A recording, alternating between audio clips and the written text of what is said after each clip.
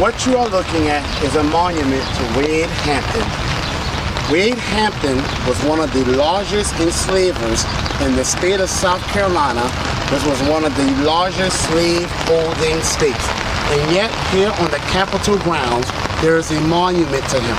If South Carolina wants to recognize and remember this period of history, then it is incumbent upon South Carolina and the United States as a whole to repair the damage that has come from this period in history. At the end of the Civil War, Black Americans who are descendants of American slaves, legislatively called freemen, were supposed to receive their 40 acres in a mule, and that never happened. Instead, they saw their black Wall Streets burnt to the ground. They experienced Jim Crow, they experienced redlining, which robbed them of billions in dollars of wealth. In order for America to heal, Black America has to be repaired. I am running to repair Black America because until we all stand, we all have fallen.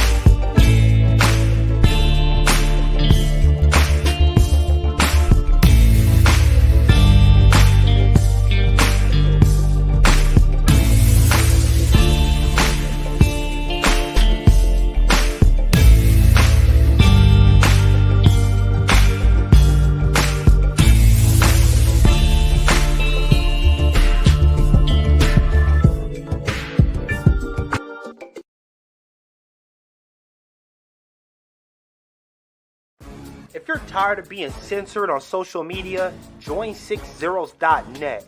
It's Black owned, Black operated, and Black moderated, and we make sure it stays a safe space for us to talk about all things Black culture. We also got some cool gear like the FDM cotton crew neck, the Fearless Ancestors tee, hats, and more. Check us out at 60s.net.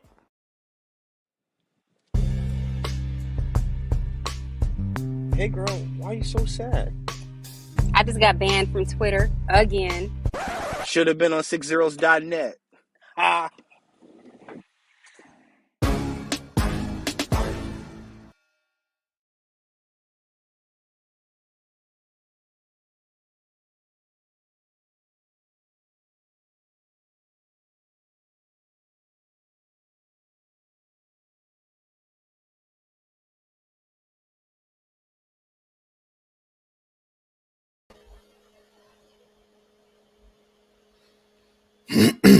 All right. Welcome once again to the Beatzilla PDX official show. And I am your host, Beatzilla PDX officially. And we are here once again, but this is kind of different. Of course, as y'all see, the title of the show, Midterm Madness, and this is the Midterm Report. But of course, as y'all know, Midterm Madness is not just with myself, but with my partner, Black Alpha Network.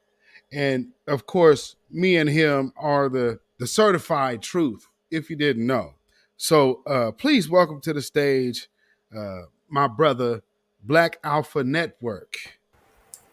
Peace and love, brother. Peace and love. Much respect. Peace Yes, to the sir. chat. Yes, sir. Yes, sir. We are up in here this evening. So welcome, everybody. You know, we are talking about it. We've been talking about it here for, I guess, the last 2 months. Well, for midterm madness, about the last month. But you know, as y'all know, midterms was yesterday, and there's some changes that have taken place right here in my city, and well, in my state rather. There's it looks like it could possibly be a runoff.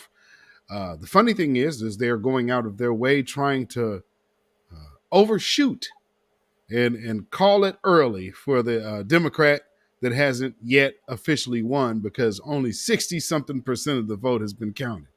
So they're way too close because you're looking at, I guess, less than a hundred. Well, less than 100,000 vote margin with like about maybe 200,000 votes yet to be counted, and even more that were just mailed in at the last minute because that's what we have here. So, with that being said, what are you seeing down your way, brother? Oh, man, it's been hectic, chaotic. Everything you would think would happen in the type of election that doesn't give people results that they all been ready for. You know, like I said, there's all eyes on the state of Georgia. And, you know, we got our results with the Stacey Abrams situation. But this situation right now is a lot of pandering, a lot of posturing. Nobody really knows where it's going to go. Everybody seems to be on edge right now. You're dealing with a situation where you have two parties that are both politically corrupt.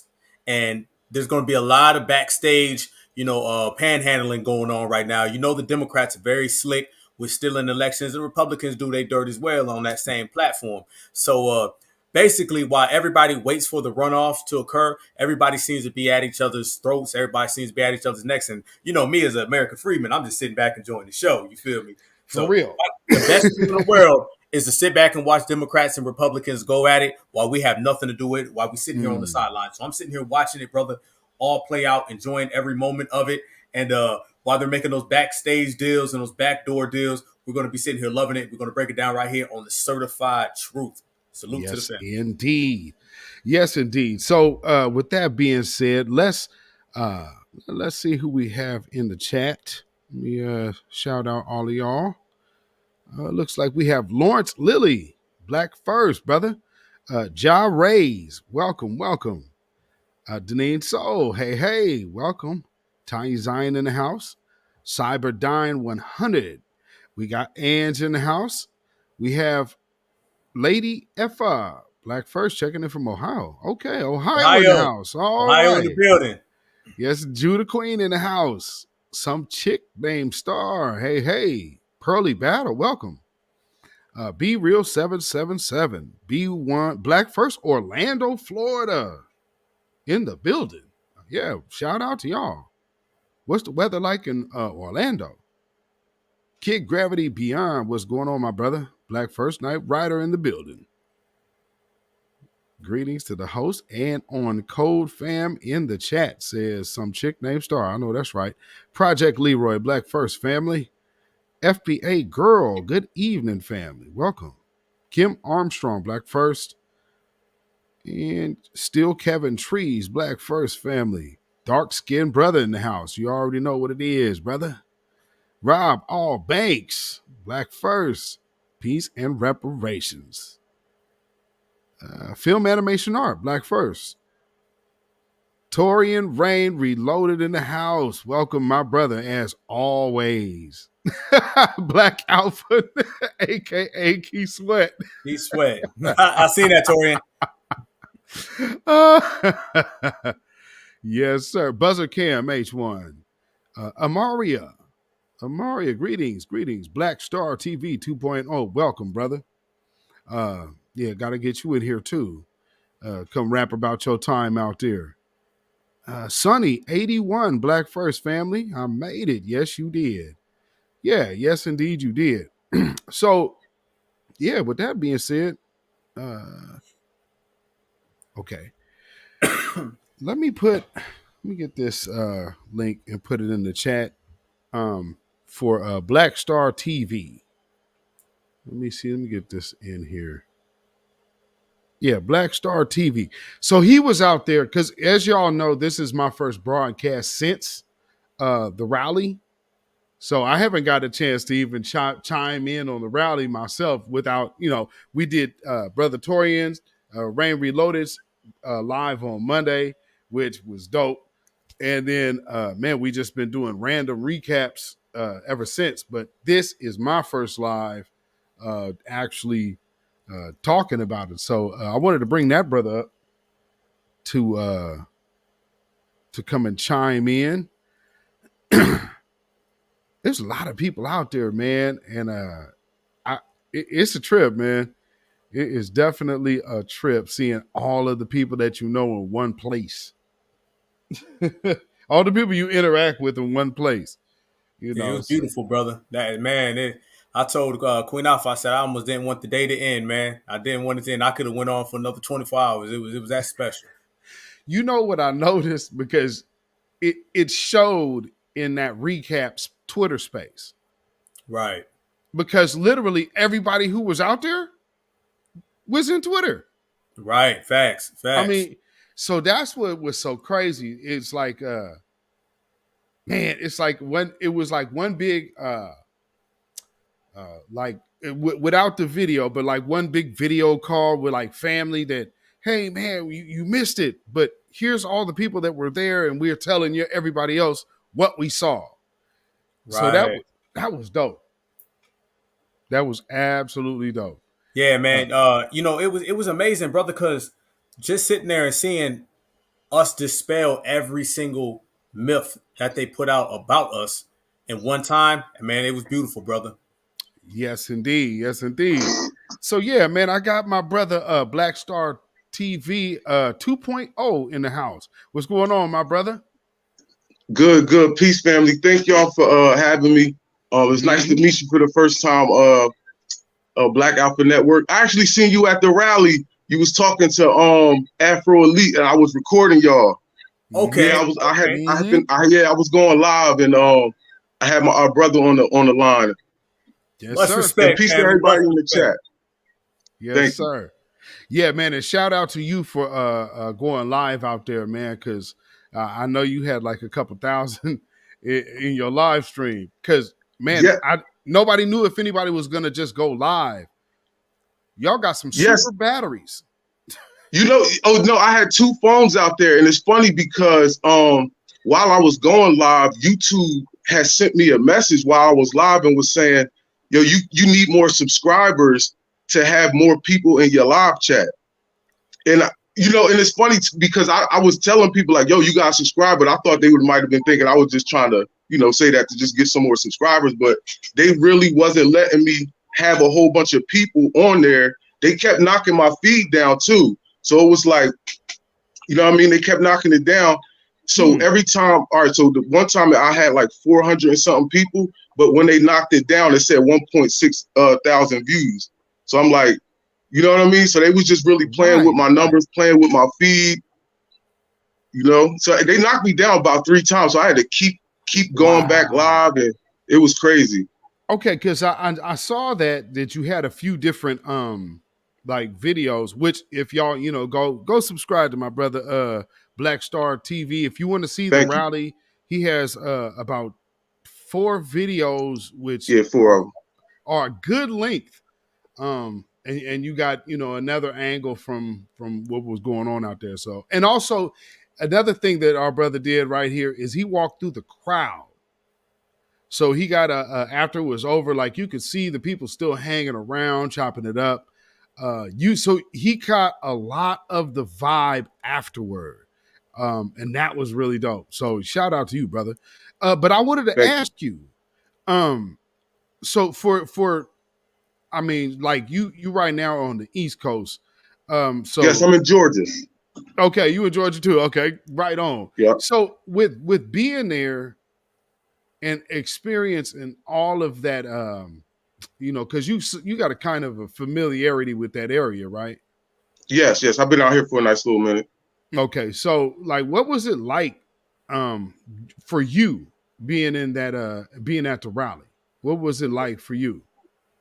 Oh man, the energy was dope. I actually never been around that many Black people that was on such a positive vibe, and it wasn't like no BS at any point. You know what I'm saying?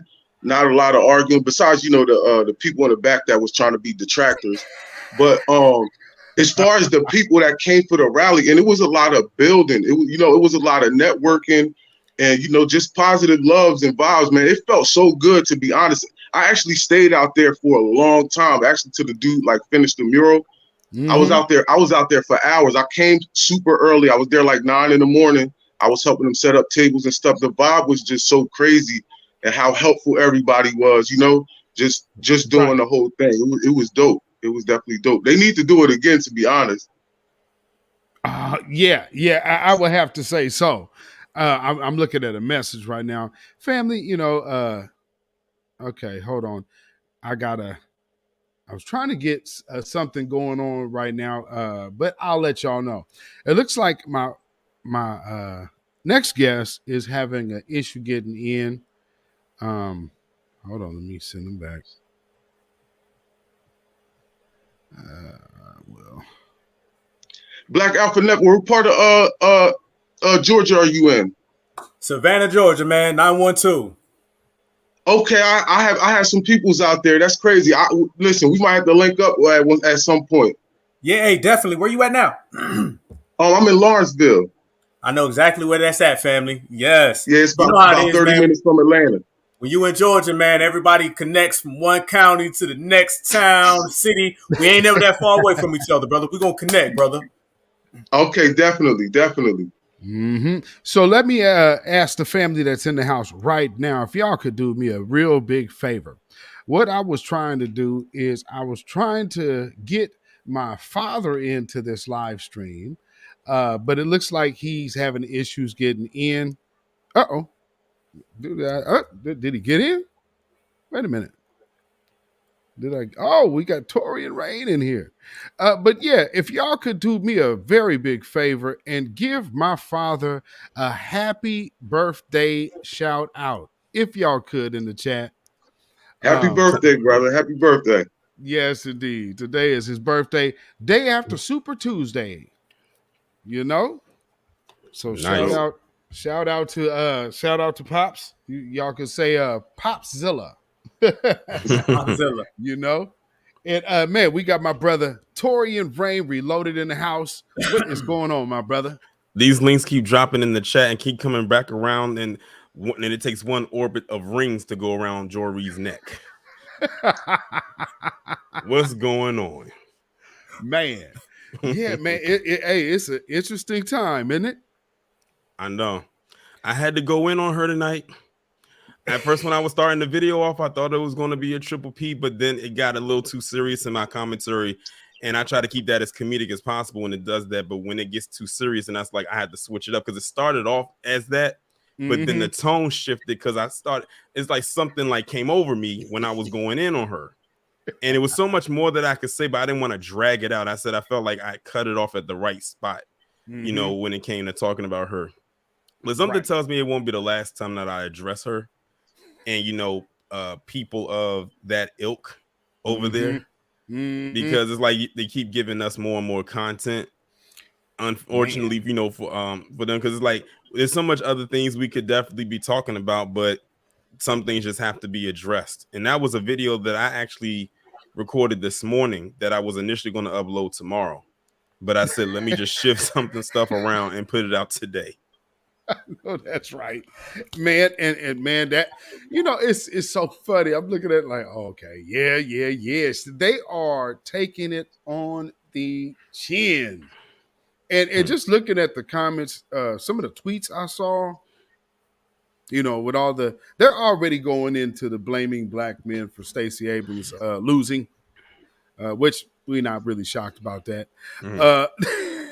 But real quick, because I don't know how much time my brother Will have. Black Star, you got to get out of here real quick? Yes. I Okay. I probably got about like 10 minutes before I got to leave to work.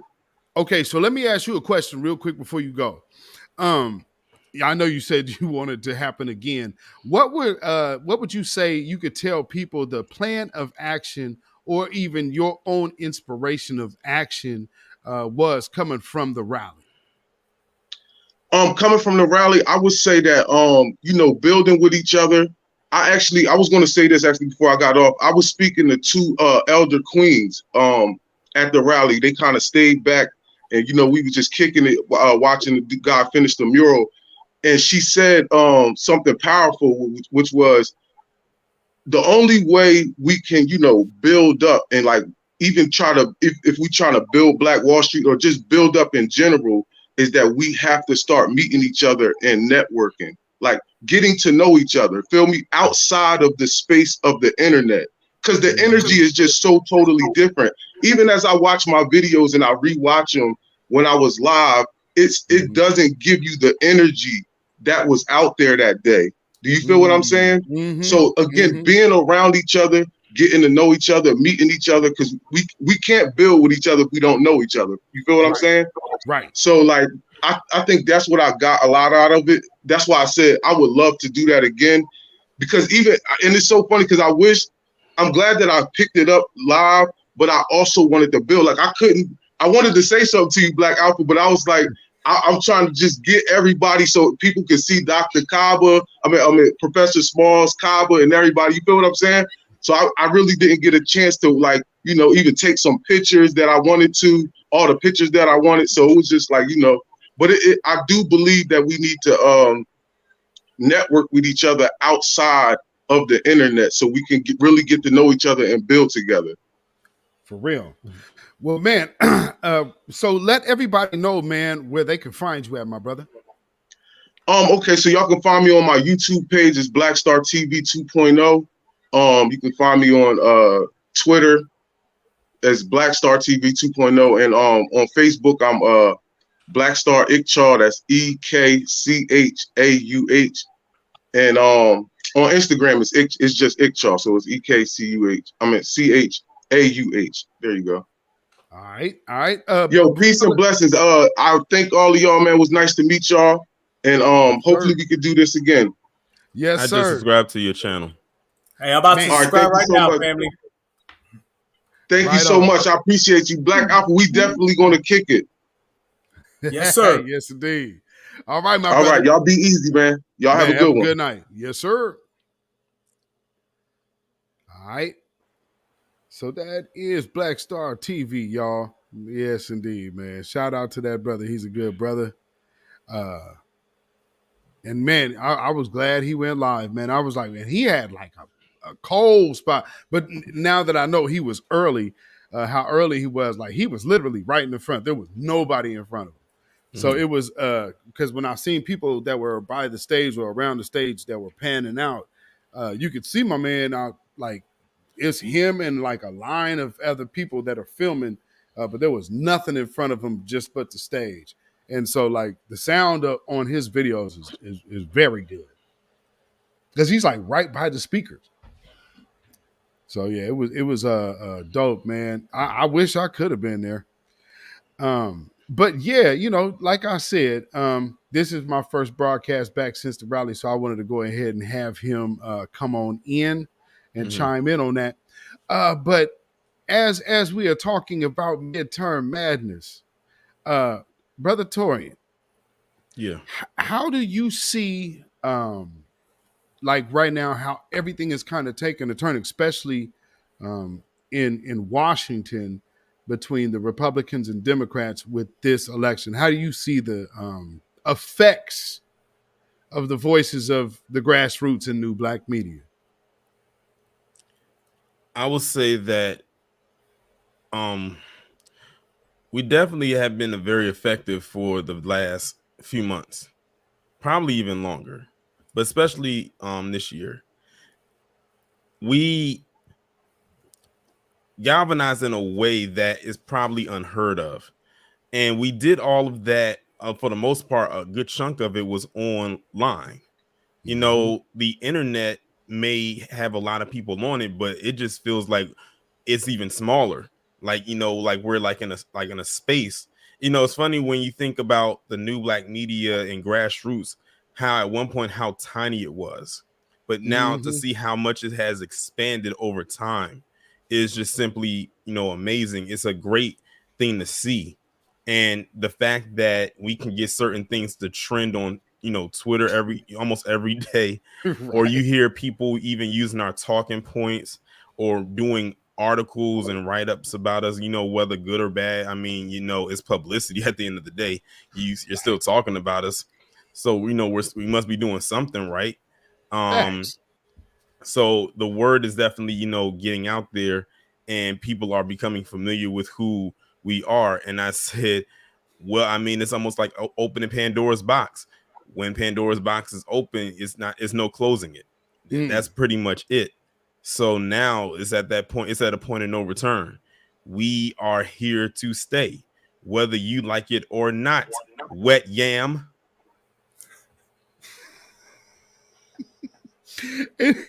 Facts. And I'll have to pass it to my brother Black Alpha. Same question, brother. How do you see that effect? For the record, man, I laughed at that wet yam like hours after we got off yesterday, and we got off at like 1. So that shit was a classic, man. A touring with the one-liners, man. But the effect that we've had is the new black media. First off, let me say I'm just happy to be a part of it, proud to be a part of it. A lot of admiration for all you brothers. I told Torian personally when we got a chance to kick it at the rally, I told him I was following him before I even had a YouTube channel. You know, I was following my brother way back then, man, and just, you know, watching his videos and everything because I wanted to find people outside of the big three, because I understood that there's so many more voices out there. And I've had discussions with you as well, Zilla, about there being, you know, really only 1 or 2 tires of this. You know what I'm saying? You got your first and you got your second, and, you know, I guess everybody's third is kind of on the come up. But just to go to the rally and to have people walk up to me and dap me and show me love, and old black lady saying I listen to you all the time and giving me hugs. I had a brother tell me he was fighting back tears talking to me because my energy always gets his day on the right path if it's going wrong. You know, those type of things are very humbling and definitely keep me, you know, focused and motivated. And, you know, I always got energy. So, but it adds even more energy to the energy I already had, you know, because I'm always on 100, but it put me on like 235. So, but it's a beautiful thing, you know, just being a part of it. And our brother Afro had put up some pictures I had noticed, and somebody had said in this comment section, they said, just imagine looking back at these pictures 20, 30 years from now. And I think about that, you know, with all of us in this movement, particularly us in the new black media, you know how we all look back on the civil rights era. We see the original pictures of the Panthers or Martin and Malcolm. And now we have the luxury of looking back in time and saying, okay, these people became this. This is a historic figure. And at the time, people may not have known it. I look back on all of us, you know what I'm saying, right now, you know, and I say, wow, imagine where we're going to be in the future and what roles we're going to play. And as I say, the new black media, I always stress this point, is that I believe it's activism through media. You feel me? One thing I always stress on the Black Alpha Network, me and Queen Alpha, we always, you know, make it a point to say we're activists. We're activists because when we're not doing this on the camera and speaking and reporting, we're out here building in the streets and doing real action and being out here with people, writing real things, trying to get food programs going, trying to get, you know, initiatives written for trying to build candidates and stuff like that. So the news media is just our platform for our activism, as well as you brothers as well, because I know it doesn't just stop right here on the screen. So the new black media is, You know, it's a great thing. Look at our brother Tariq Nasheed. Tariq Nasheed does the media, but at the same time, Tariq does movies. He's assisted people who needed help financially. He's building museums. He's putting together reparations rallies. So he's not just a news anchor. This ain't just the news at 11. You know, this is actually, you know, news slash activist. You know what I mean? It's not more at 11. Right. Breaking news. These are Yeah. real, genuine Black activists out here putting in real work in these streets. And with the adaptation of technology, it's allowed us to grow. And with us all networking and, you know, being a brotherhood and a sisterhood, that allows us to be untouchable. Right now, we're untouchable. And if you look across the whole world, man, we're the influencers. And I'm just happy to be a part of it, brother. Big facts, man, and myself as well. You know, for one thing, for me, see how I see it. You know, with the unified voice of Black, what I guess first you could call Black content creators, which now you would know as grassroots and new Black media. I see a lot. What it represents is the tone of the people, and what I see out of that rally is the tone being before the world on a grand scheme of things, to the point to where it's literally trending over the world, and then at the same time, it's literally followed up by nothing but. I mean, this is probably one of the most video clipped event in recent history. You know what I'm saying? I don't even know if people at the World Series has these many random clips up on Twitter. So you could literally get a whole vibe just by looking at the hashtag on Twitter, and you're seeing a group of Black folks that are saying this is what we want, which is completely contrary to what the Black leadership, so-called, has been pushing. So I see the effect of new Black media in the grassroots. I see it as I see it as a dominating force, but almost like the Maroons, because it's a dominating force that nobody could see. You know, like how them old Indians was getting down. They'd hide up in the mountains, so you really don't know where they are until you end up in a canyon, and then you ain't gonna be able to tell nobody where they were. You know what I mean? Hey, it's our version of it, man. We're all living in it. There's no reason. Only thing we should do is study the past and represent the past well. But if anybody wants to be a part of something special and be a part of an amazing era in time, we're all living in it right now. You always know, Zil, I'm always saying it's a beautiful time to be alive if you're a foundational Black American, certified American freedman. And, you know, I'm happy. I'm telling you, every day I wake up, family, every single day I wake up, I'm like, man, you know, we making history right now. They're gonna talk about us 100 years from now. And the way we're moving right now, it's gonna be a lot of good things. You know, they're gonna look back and they're gonna be like, that era right there is the era that changed everything. It wasn't some eras we look back on now and say, what the hell were they doing? You know what I'm saying? What the tap dancing and shit was going on, and some butter biscuit chasing. They were doing some coon walks and shit. You know what I'm saying? But this era right now, they're gonna be like, yo, we changed the verbiage. We changed the terminologies. I mean, shout out to you, Brother Torian. You have a lot of terms that you've created that. Hold it down. Can you hold it down for me real quick? I got an emergency real quick. I got you, family. Thank you, brother. Shout out to you, Brother Torian. We spoke about it before, and just in terms of your code speak. And that's another thing about the new Black media is the code speak. People underestimate the fact that we've changed the whole lexicon of the way things are viewed, because, you know, before we were in the building, it was POC, minority, people of color, African American, these terms that really like harmed us. And now with the code speak, we've got to the point where we can sit in a room full of 100 W's and talk amongst each other, and they won't even know what the hell we're saying. So, man, you know, and you're one of the, I believe you're one of the top 2 or 3 people with code speak, family. So was that something you like set out to do, brother, or was that something that just naturally came to you? Believe it or not, the code speak thing came from, was from Lee Atwater. I said he was a staunch POS, and we all know this. But when that secret recording came out about him in the code speak thing, I said, there's something to that, because no one's will really pick up on that. And so that's why I actually remember, speaking of Lee Atwater, I remember actually doing a video about him a while ago. I think it was on my original channel when I did a video about him and talking about the cold speak and whatnot. And I think I played that clip in there because a lot of people wasn't familiar with that. Some people didn't even know who Lee Atwater was. And that's around the time when I started developing my own code speak, and I put some of it into that video. Almost think of it as like a digital dictionary, so to speak. I like kind of told people what certain terms were and what they meant. But I think that was on my old channel, so that video is like long gone now because that channel got terminated. But yeah, the code speak is, like I said, it's just words or phrases that you come up with where only certain people will understand what it is. Like today, when I was doing the video about Stacey Abrams, and I said originally I was going to do it as a Triple P video, but then it changed into a Blackaren video. I had someone who was new to the channel said, "I'm new to the channel. What does Triple P mean?" So I had told them what it was, and it was like, okay, thank you. People still ask me what PC is because a lot of people think of PC, they think of politically correct.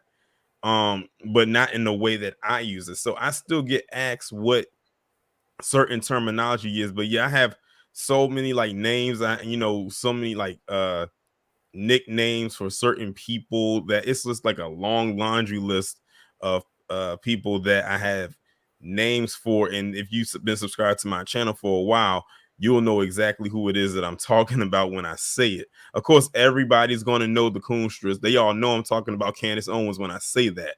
Like that name belongs to her and only her. When I'm talking about, when I say Joy Reid and I call saddle rings around the neck Reid, and talking about her, just recently Wet Yam with Roly Poly. Because the thing is, like, Roly Poly he already has so many nicknames. So it's like, I need to come up with one that I can have, to claim as my own. Because we already have Roly Poly. I think I think Professor Black, you call him Bowling Ball Martin. So so it's already so many names out there for him. So let me just give him a name, and just Wet Yam just happened to come to my mind. Hey, it's fitting too, brother. That shit's fitting as hell, man.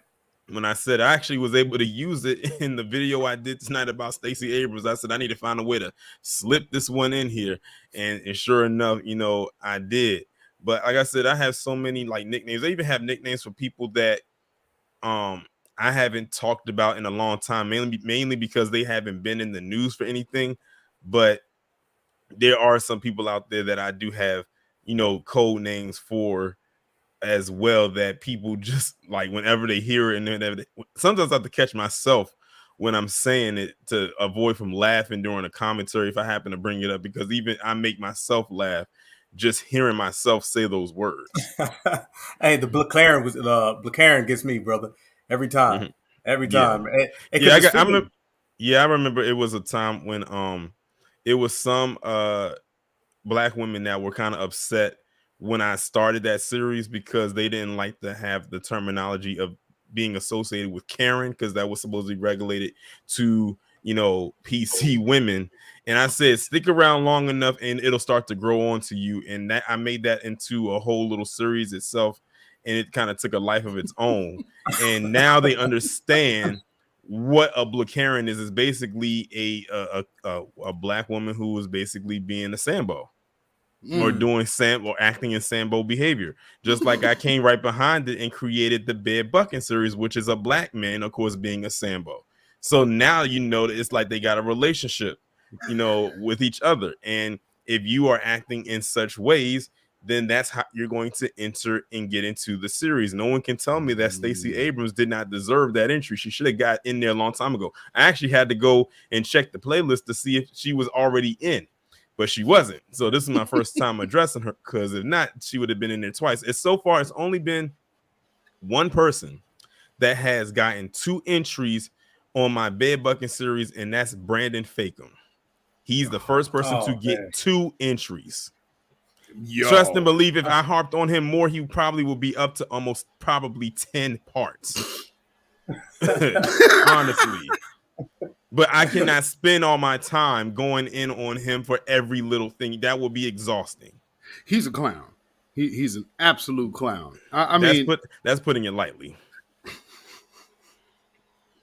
You know, that's definitely putting it lightly. I every time I heard that dude, I was like, Oh, Kid Gravity, Joe Madison got one. He was one of my early entries. I've been put him in there. I remember him. I remember him. He got in like he was probably one of my first, like probably maybe if not one, definitely two. Because he, like I said, he was an early entry. If you go back and look at the playlist, because I made sure to create a playlist for both of them, just so people can go back and look at them, just in case they want to get a good laugh or see why I put them there. Yeah, he's definitely there. Did you get a chance to hear him this morning? I did. Well, you know what? I didn't hear him this morning, but I did hear about something that he said, and I was sitting there saying to myself, "Well, I mean, like, duh, like we kind of told you." But did you listen to him this morning? Mm-mm. Okay. Well, it was one thing that he had said, and it was something along the lines of Joe Biden, I guess, spoke with him, I guess, when he first won or he first got elected or something like that back in 2020. And he said he hasn't come back since. I said, well, you're not the only one that he hasn't circled the block back to come and see after 2020. He already got out of you what he needed. Right. He already got out of you what you needed. And then he went on to say that, you know, he went and talked to other communities. I said, well, I mean, are you shocked? But what's crazy is that you will say that on the air on your show, but continue to still shill for them. That is the definition of insanity. Doing something multiple times, expecting a different result. And it tiptoes into a level of psychosis that I don't even know has a true diagnosis. Like it's crazy to me. But you know what? You might have to coin that. I mean, because when you think about it, like you said, that is a whole different level of psychosis. And I was just looking at some of the just some of these Democratic, like just listening to some of these spaces. The reach on some of these people trying to blame black men for Stacey Abrams' loss is just, it's outrageous to me. And it's very clear that the Stacey Abrams candidacy was one thing that the Democrats were kind of hinging on because they made such a big deal about her. Yeah. I want to show y'all brothers something. Yeah, they hyped her up to the... They hyped her up to the nth degree. You see this? Well, let me burst this person's bubble right quick, because this is how you know that is some idiots on the internet that don't need access to it, free or not. Because if she was smart, she could have easily gone and looked up the exit poll results of this election, and it would have showed that there you go, 28% of black people voted for Abrams, and it was a high number of black men that voted for her, along with black women. There you go. 84% of black men voted for Stacey Abrams, 93% women. They try to make it seem like that's a big margin. That's only a 9% difference. They do that every time. That's still a lot of black men. The problem isn't black men. Clearly, if she still lost and 84% of them voted for them, if you took away the small percentage of black men that voted for Kemp over her, she still would have lost. Right. I mean, like, what are we not understanding here? Because I think they said only 10% of black men voted for Kemp. If those 10% came from Kemp and went to her, she still would have lost, just not by 14% or how much it was that 12%. She probably would have lost by 10. She still would have lost. Facts. I mean, hello, come Big on. Facts. And so next, let's look at the next one. Black Alpha. Oh man, oh goodness. All right, man. I'm gonna try to be as smooth as possible on this one, brother. These are the same people right here that we see on the day-to-day creating these fake wars and these fake battles amongst black men and black women. And one thing we also got to understand is that the Democrats have this thing of speaking on behalf of black women when you have literally millions of black women who don't go for none of that Democratic shit. And they just don't talk about them. They talk around them, talk over them and all this stuff. They bring out the Stacey Abrams, and then they get a couple of these little clowns out here that run their mouth about black men and black women. But what about the certified sisters and the certified brothers? Because I see them all the time. You feel me? All of us right now, we all have subscribers. This sister's right here in the chat. My wife. Nobody's rocking with the Democratic Party. They don't never want to acknowledge the black women that do not go for the Democratic shenanigans. Exactly. They don't never want to talk about the black women who don't support this shit because they're black first. They never want to acknowledge them, because once those type of sisters are acknowledged, then they have to understand that they can't speak on behalf of all women. The Democrats got this thing where they just talk on behalf of all black women. Just all of them. You know what I'm saying? Like every last black woman is down for the Democrats and Kamala Harris. They never tell you that that is a sector of off-coded sisters, the same way we have sectors of off-coded brothers. They don't ever want to talk about the intertwined brother and sister that thinks with a B1 mentality and FBA first mentality. So I'm loving right now the very fact that we're dispelling all of that, and we're letting it be known that you're going to have a bunch of folks that are going to talk that nonsense and they're going to vote for the Dems no matter what. But then you're going to have a lot of brothers and sisters who's going to be FBA over everything. And if you're not talking policies or tangibles, we're not coming out for you. And in terms of the exit poll numbers, I made a tweet earlier today. I said, so basically, Stacey Abrams lost all the Karen vote, but she blamed Jerome. Basically, is what it boils down to. Somehow, Jerome and Marcus and Marquise are all being blamed, but I don't hear anybody talking about this feminist sisterhood that the Democrats talk about, because if there was this feminist sisterhood, then all those Karens would have voted for their fellow sister, Stacey Abrams. Exactly.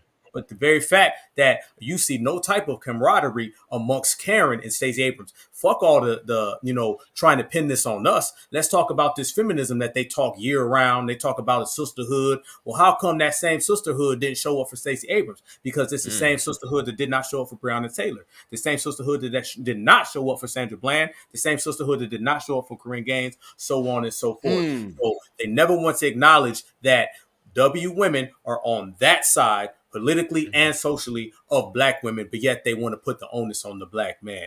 We call bullshit. Just like when Hillary was running against Trump, and you had a lot of PC women that was allegedly on her side, and when those PC men got in their ear and somewhere else, they said look, either you gonna vote for Trump or you sleeping outside with the dogs. Straight up. I don't care if it's a house there or not. You're gonna be outside on the lawn. Facts. They tightened up real fast. They snapped back into reality, and they all went over there and voted for Trump. Like Trump, literally, he was like, white women were the second highest voting bloc behind white men, and they was their second highest voting bloc behind white men when Trump won in 2016, and when and then black women were left holding that empty grocery bag. Well, it was more like a wet brown paper bag, just soggy. So like when you broke all of that down, and then they try to again shift the blame to black men. I was like, wait a minute, you just had a whole bunch of PC women on your side that just fled, and you just completely disregarded what they did and left you high and dry, like they're known to do.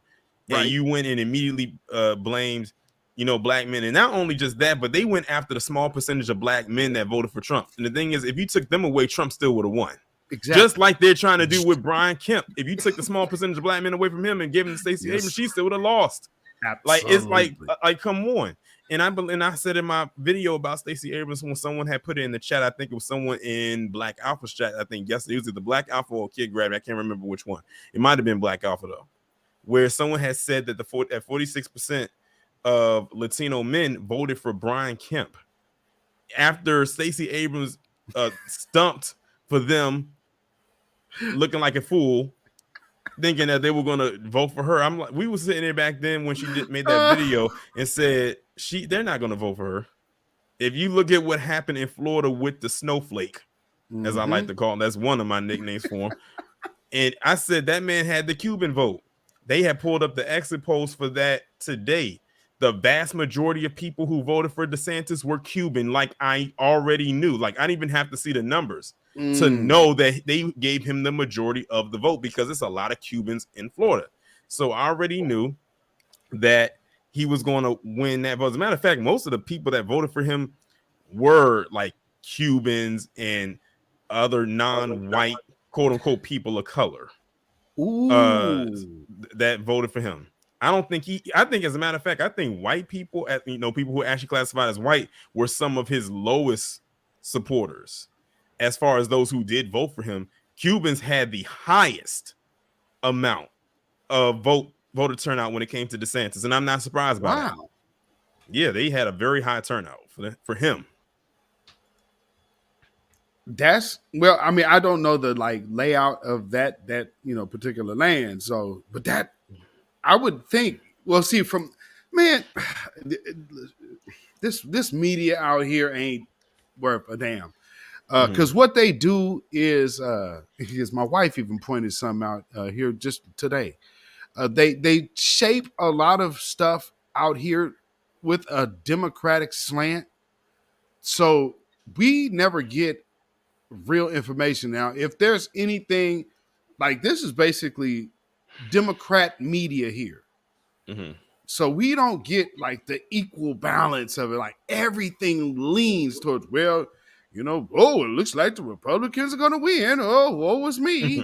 I mean, and this is how the media acts out here, with the exception of a few conservatives who they, do their right-wing thing. Yeah. But that's just what kind of the element is out here. So it's just a trip of seeing the dynamics of the differences. Because now, one thing you notice, brother, is that they lie, they lose, they stand on their lie. And it shows the Democrats will go down lying. It doesn't matter. Our brother Marcel made a point the other day. He said, we got to quit thinking about these people doing anything for us or trying to get them. We have to replace them with us. Because I'm sure the Democrats will never, ever change. You've seen that they're willing to lose. To risk it all to not do something for us. If we want to examine some of these exit poll numbers, black men voted for Stacey Abrams more than white men and women put together. You could take white women and white men, you could add their numbers all up, and it's still less than just the black man. And obviously it's less than the black woman. So when you're talking about blaming the black man for this, but yet Stacey Abrams couldn't get the same amount amongst the whole white community. Voted for her less than just the black man did. So this shows you, once again, they never want to talk about the racial dynamics of who does and doesn't support them until they can dump it off on us. And, and it's also getting pretty sad to the point where we're predicting these things. We're calling these things out. We said that they were going to blame black men, and then they did it. We say that they're going to, give us benign neglect, and then they do it. We say that they're going to, dance every election. The next election, they'll be doing the fucking two-step, and they'll be throwing around fucking collard greens and salami and fucking bologna, chicken. They're going to be throwing around that 2024 chicken. And they're going to be having 2024 hot sauce. And we can just call it now. We know that's what they're going to do because they're sleazy. They're scandalous. They have no backbone. They're spineless people. So in terms of the Democrats, we understand that plantation would rather burn to the ground than to ever do anything for foundational Black Americans. That's why it is in our best interest to do exactly what we're doing now. And that's just sit back and enjoy and take solace in their failures until they fail to the point where instead of them actually coming to the table and saying, okay, now we failed. How can we help y'all? No. Let them fall, and then eventually we'll just completely remove them out of the room, because I believe that's truly where they're heading. I mean, if you look, like Brother Tori was just saying, they cannot rely on these Latino voter blocks that they thought was going to come out for them. Brother, I want to say it was TBA.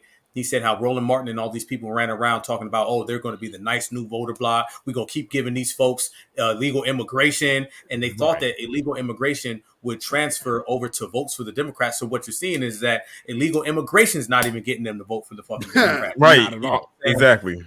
Matter of fact, anybody I've been to Texas before. I've lived in Texas, actually. And you see a lot of Hispanics are against immigration. A lot of them, they don't like that. You know what I'm saying? Because they got they tap dancers and they see that as a bad thing. So there's no middle ground for that.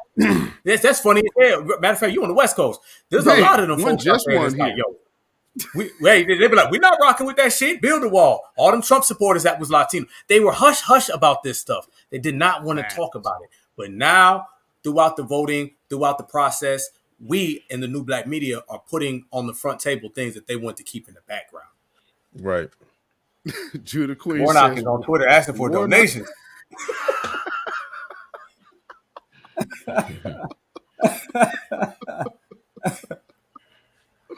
Boy, that's cold. Oh man. And Drake Miller says Stacey Abrams was short 100,000 votes. Even if all black men voted for Stacey Abrams, black American are 33% population in the state of Georgia. Only 28% came out to vote. Well, you know, and family, I don't know if you got a chance to see it, Tori. I know my brother Black Alfred saw it. Did you see Stacey's concession speech? No. Yeah, we're going to have to take a quick little look at some pieces of that because I was just noticing something. Did she cry? Did she cry? Yes. Then maybe it might be worth watching then. And something I noticed is, because you already know what a candidate expects, win or lose. Like, I'm going to win. Mm-hmm. But all the other people that's around a candidate that are visibly shook, they're more shook than the candidate. I don't know, but I would say I don't know why, but I mean, I know why, and they should too. I mean, you put all your backing into a two-time loser, right? That lost in the second time worse than they did the first. Oh man, so yeah, I want to watch a little bit of that real quick. Also, though, real quick, there was a TikTok video that just popped up that I seen a minute ago. That again, when I'm just noticing how when people are losing, who else is feeling affected, and then you start seeing things pop up like, oh, this was supposed to fit a timing of an agenda that obviously was thwarted. But check this out.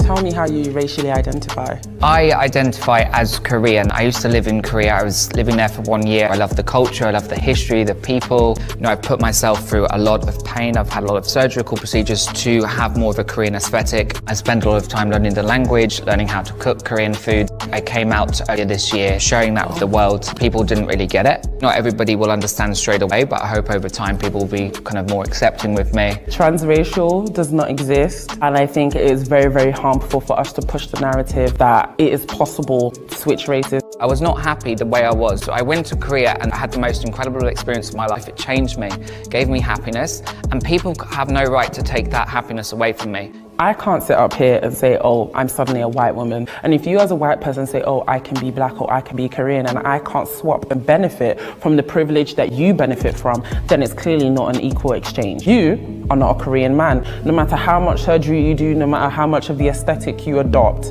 Nobody can take away what a minority group has been through. But I think when we do combine cultures, and millions of people now do almost adopt a lot of the Korean cultural aspects, because through K-pop or K-drama they love it so much they then start adopting those, whether that's a hairstyle, whether that's a fashion style, whether they want to go and live in Korea. We all have the right to choose how we identify, to be who we want to be. I'm Korean, people need to accept that.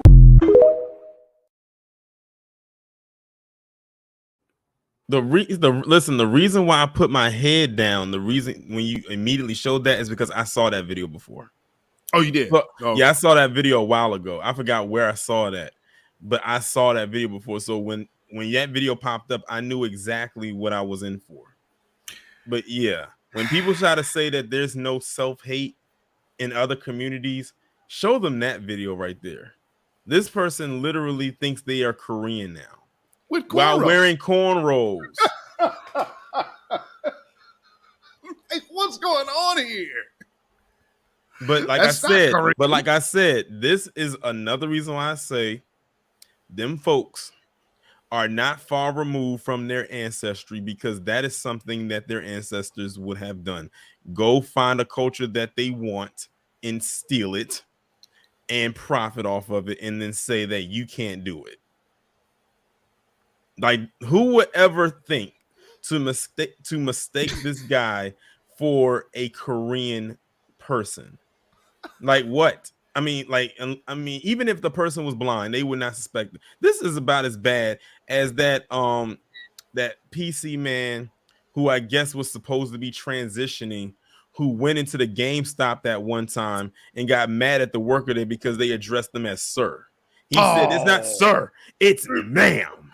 He threw all that bass in his voice. Look at these titties. And then the guy, and then as he was walking out of the store, the worker trolled him some more. He's like, "Okay, sorry, sir." He turned back around in that store. He said, "Did I say that it's ma'am?" And then started throwing stuff around like he was having a whole temper tantrum. Oh my Lord. And that's real talk. That's just so crazy to me. But people are crazy these days. And bro, here's another. Okay, I use that to kind of segue to the next comment. Where is that at? Let me see if this is it. Then got the nerve to have a picture up. You know what?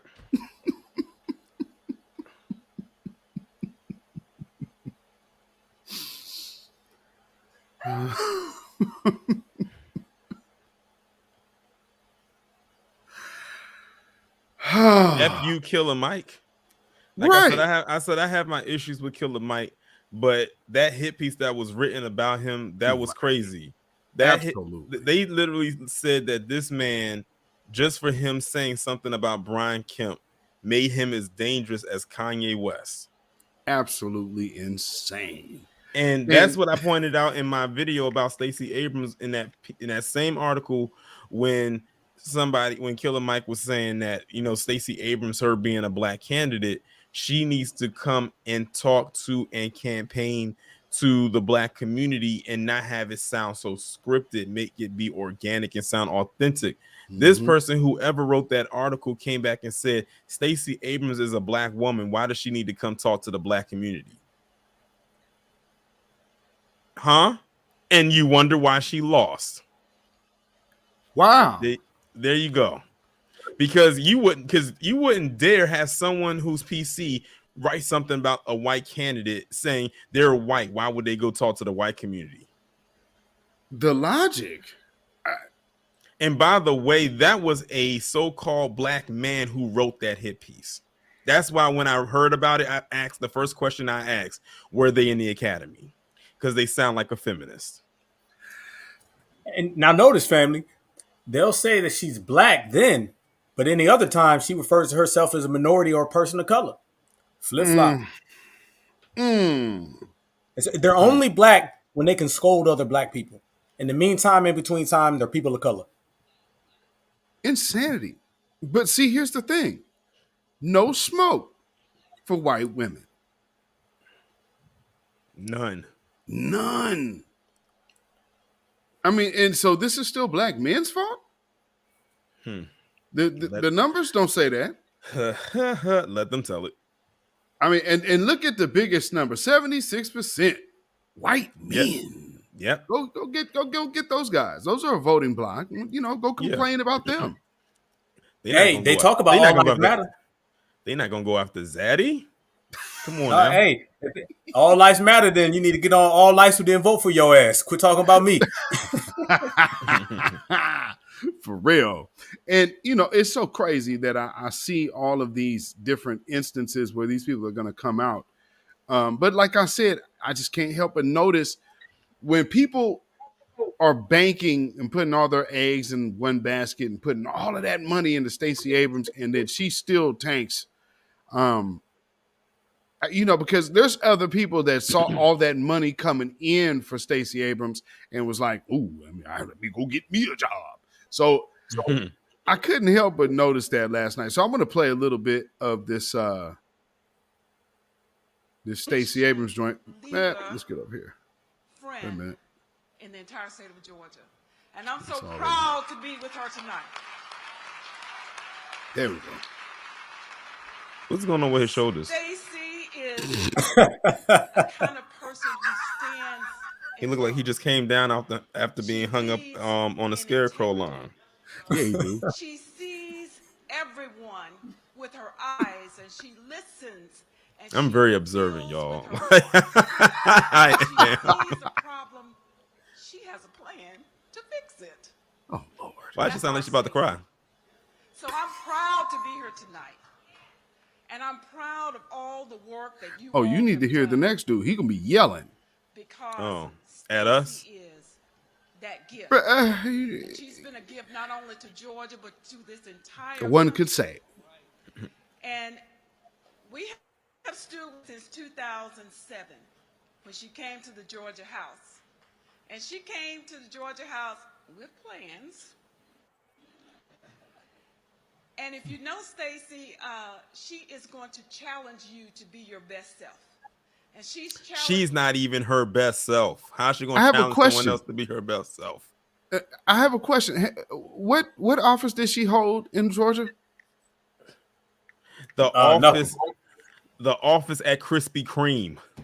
Okay, because she's over here trying to make it seem in 2007 she didn't win anything then. So she was just working like an intern or something. Like she's bringing her up like as if she's been a politician this entire time. Stop it. all of us, and she's challenged this state of Georgia to be better, to be its best self. And so I have to yield to Al Williams, and we don't know what he's going to say, but we're going to yield to Al Williams. And I want to say, the guy with the hunchy shoulders is about to speak. And I appreciate yes, yes, indeed he is. I can't get over those shoulders. I'm sorry. The Hunchback of Hoodstradam. 2007, I met a young lady that was unbelievable. 2011, I was blessed with being just one seat away from her in the State House, as long as she was our leader. And you know, I stand here tonight just so full of joy. My joy comes from the fact that in April of 1965, oh Lord, I marched across the Edmund Pettus Bridge. Oh my God, Black Alpha, that's your favorite spot. I'm done. Motherfucker said Edmund Pettus Bridge. God damn it. When he said 1965, I was like, wait, they're not going to say it, are they? Just to see that we could be here tonight to celebrate. Oh, shit. Fucking the good trouble. God damn. Mind the state has ever produced, and that's Stacey Abrams. Oh, and they wonder why they're losing. I stand here tonight because I have John Lewis is haunting you in your dreams, Black Alpha. can look back Man, goddamn. and say, because of the struggle, because we bled, because we died. What the fuck is he talking? He said he stands there tonight. That motherfucker, is he standing? Is he leaning, slouching? He's hunching. All things work together. As he hunches here tonight. Good for those who love the Lord. And Bishop, Love the Lord. Love the Lord. We in church? And I'm telling you, Georgia has This never is politics, produced brother. but one Stacey Abrams. He could barely get a last name And I want correct. you to know that tonight we stand with a woman that stood for right. We stand with a woman that was here because women needed voices. We stand with a woman because children needed voices. Whoa, wait a minute. Hold on now. Hold it now. Children need, wait, you the same people that she's looking to delete? This is the same kind of talk, which is why D Wade's son now identifies as she. I was going to go there, brother. I was about to go there. Because people are allowing their kids to have too many choices. Once they start throwing around the kids having voices and politically and being able to make those decisions, you know where they're going for. Brother? Ooh-wee. Oh, and this is supposed to be some kind of preacher. Kid Gravity said he gonna roast him tomorrow. Please Get do. him, Gravity. Because we Diddy. all needed voices. We stand with the woman who does not believe you should just love a baby as a fetus, but love a baby as a child. This is getting strange. We stand with a woman that believes that you can believe in the Second Amendment and save the lives of second graders. I stand with her. And in the twilight of my political career, at 13 years old, my aunt In and my mother drove me 1865. around a little community called Liberty County. And I knocked on doors for John Fitzgerald Kennedy because I believed this world could do better. And I've worked hard for Stacey Abrams because I know Georgia can do better. He's saying you can do better, Black Alpha. He said you can do Man. better. Kid, he said you could do better. Never back down from the fact that we passed legislation that said Kid, he said he can do better. Don't you want to do better? that a governor used for his political advantage and never got a Republican vote. I stand for those that stand for right. Yeah. Got to watch these old niggas. I can't stand that. I can't stand Sheila Jackson Lee. Oh my god! And hers was the last picture to pop up. I keep telling y'all, don't trust a woman with a crooked wig. I love Joe Biden because Facts. he's our president and he is honest. He's not a liar and he's not an abuser of women. What the? Who's he talking about? Did you just hear what the hell he just said? He said it at about 46. Who was it he was talking about? I missed it. Yeah, he's talking about Biden. Mm-hmm. Okay. And I ain't scared to say it. I love Joe Biden because he's our president and he is honest. He's not a liar and he's not an abuser of women. Wait a minute. Hold on. Did he say, was that liar or lawyer? Because That's what I was thinking, man. It sound like he said lawyer. lawyer. I guess he meant liar, but it came out as lawyer. That's why I had to hear that part again. I'm Right. like, he's not a lawyer. What does him? I said, what does him not being a lawyer have to do with this? But he said a liar. I was like, oh, okay. He said, he said lawyer. Well, I mean, to be technical, lawyers are known to lie to get their client off on Big some facts. money. Big facts. And hey, y'all Biden sexuals watching this be like, hey, you guys are tearing our party apart. This is why y'all are losing.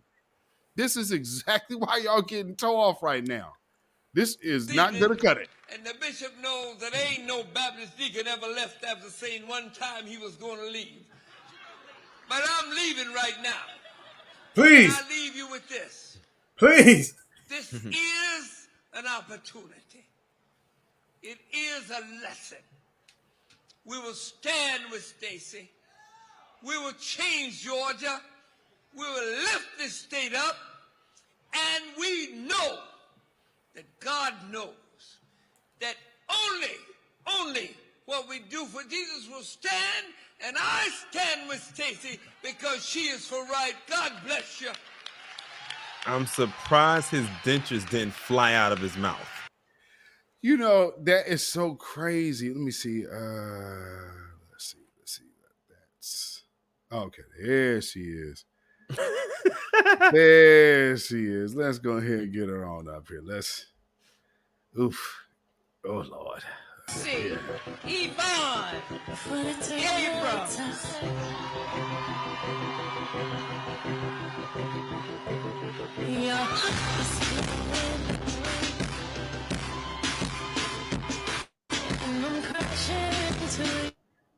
Yeah, you go ahead and cut that music off. Let's go ahead and get her started. While they're doing all their hugging, where's her partner? Or is that her? The other one over there with the glasses. I said Stacey out there looking like Florida Evans. Facts. She sure is. Thank you. All right. Thank you. Thank you, Georgia. James. Thank you, Daddy. It is good to be here in this moment, surrounded by your love and support. And let me With a begin L. by offering congratulations to Governor Brian Kemp.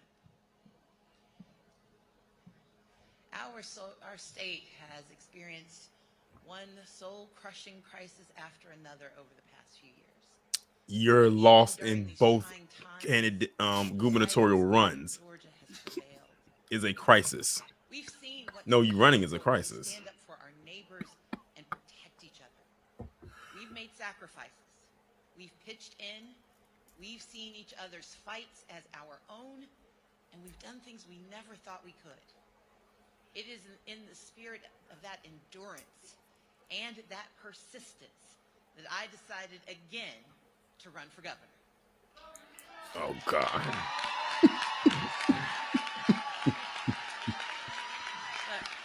Look, I got into this race for one reason and one reason only. I doubt it. And not just any right. Fight, a fight to save Georgia. A fight on behalf of our children and generations to come. Are you a kidding? Fight on behalf of our people, whether they know it or not. A fight for basic human rights that we should take for granted, but we have to struggle to hold on to. And a fight for the values that we hold dear and we may never sacrifice. I got into this for a fight for what we know to be true deep down in our bones. That the state of Georgia, the people of Georgia, deserve more. Over the last year, in big cities and small towns, in living rooms, in classrooms across the state, I have met thousands of people face to face. It feels like 2.3 million. And you still lost. And here's what I know for sure. We come from different backgrounds, different religions, speak different languages. We have different dreams, and we feel passionate about different issues in very different ways. But despite our differences, despite what people will tell us separates us, for the most part, we want the same things. We want to live in a Georgia that works for everyone. A Georgia where every person has a voice in our... You know, I can't help but notice she's doing the whole universal speak thing, which is probably where she was losing at in the first place. Because, you know, with this whole universal line she's trying to use, where's her community in this? You feel what I'm saying, brother? Man, family. It's funny that she'll go out there and she'll talk about, you know, this universal all lives matter, we as people. How come you ain't talking about the universal motherfuckers that did not vote for you, as in white folks or Latinos? How come you not talking about them? You sitting here talking about all this, we all won, we all together. Let's talk about the motherfucking poll numbers. And the poll numbers show is that we all as people did not vote for you. You spend all this time, you got all this issue with black men who did vote for you, but you have no issues with all of these other people. I mean, this is the insult to injury. This is assault in the womb with the Democrats. The fact that you spend so much time, energy, and effort focusing on everybody. You don't want to talk about us. You want to say everybody. You make a whole fucking statement and you include the whole fucking earth. You talking about dogs and fucking cats, every fucking race, every goddamn religion. But when we look at your poll numbers, those same people that you spent all this time on trying to get them to vote for you instead of us, they didn't vote for you neither. So what do you have? Right. So don't come here on this podium and sit here and talk about, you know, we as people and us as everybody, but then turn around and say the black man didn't vote for me. Nah, the black man voted for you. The motherfucking we as people stayed their ass at home or went and voted for your opponent. So you need to focus on them and not worry about us. So, you know, this is what happens when you lose, man. The Democrats, they wake up in the morning with no spine. They go to bed at night with no spine. That's why we call them spineless. Or jellyback.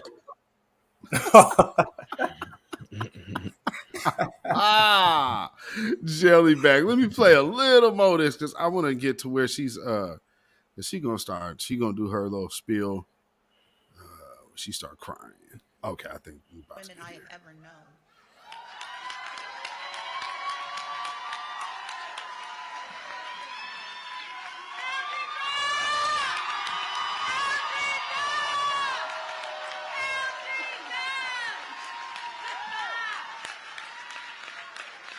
From the moment I got into politics, I have always promised to level with the people of Georgia.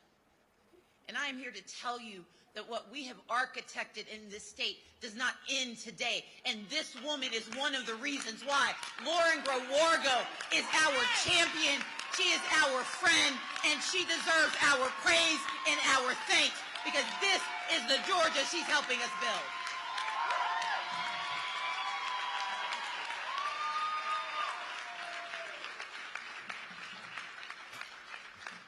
I'm here because my friend Allegra Lawrence Hardy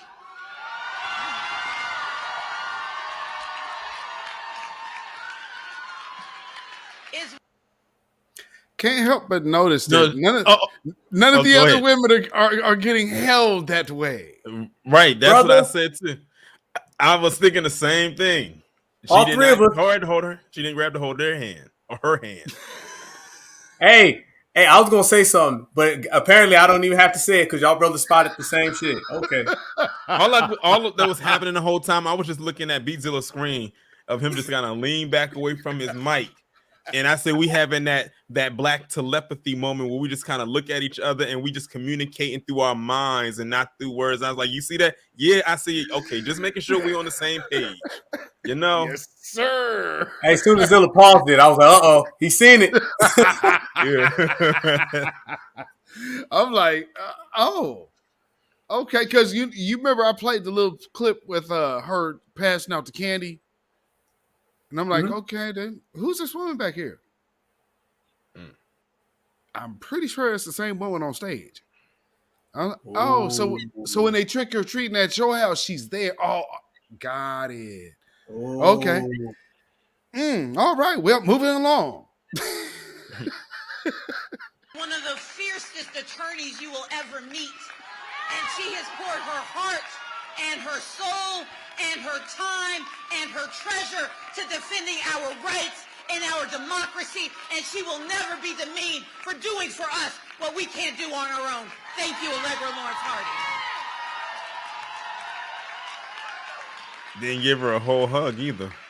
I see that was a little crowd women and men who have been a part of this journey since I put my name on a ballot in 2006. And while I may not have crossed the finish line, that does not mean we will ever stop running for a better Georgia. We will never stop running for the truth that we know to be true, for the people we know need to see us, for the ones who don't know they deserve to stand, let alone run. And tonight, we must be honest, even though our fight for the governor's mansion may have come up short, I'm pretty tall.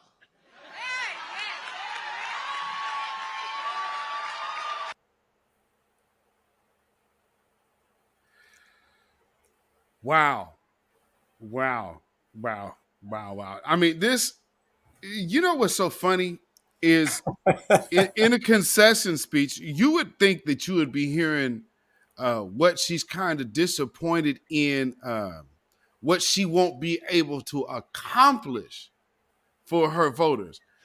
I'm not hearing any of that. Like, none of this sounds like this person was ever really ready to run, like really be a politician. Y'all catching that? Sounds to me like she was running because she wanted, because it was for her a popularity contest. Yep. It's almost seeming like that. I mean, I'm like, wow, this is very empty for a person of policies. Yeah.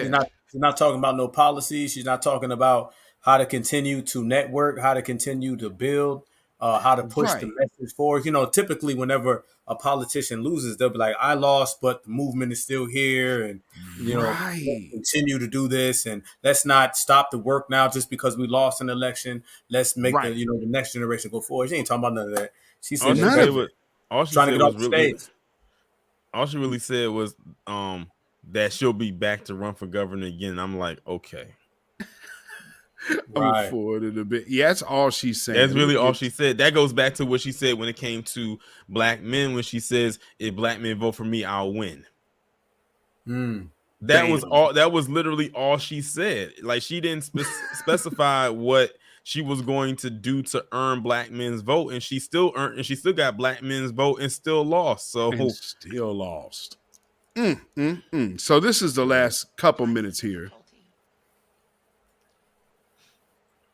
I am reminded in the tradition of my friends Carolyn Hughley and Al Williams and Lisa Borders, and because I come by it honestly because my parents are Reverend and Reverend Abrams, I am too reminded of what Scripture tells us.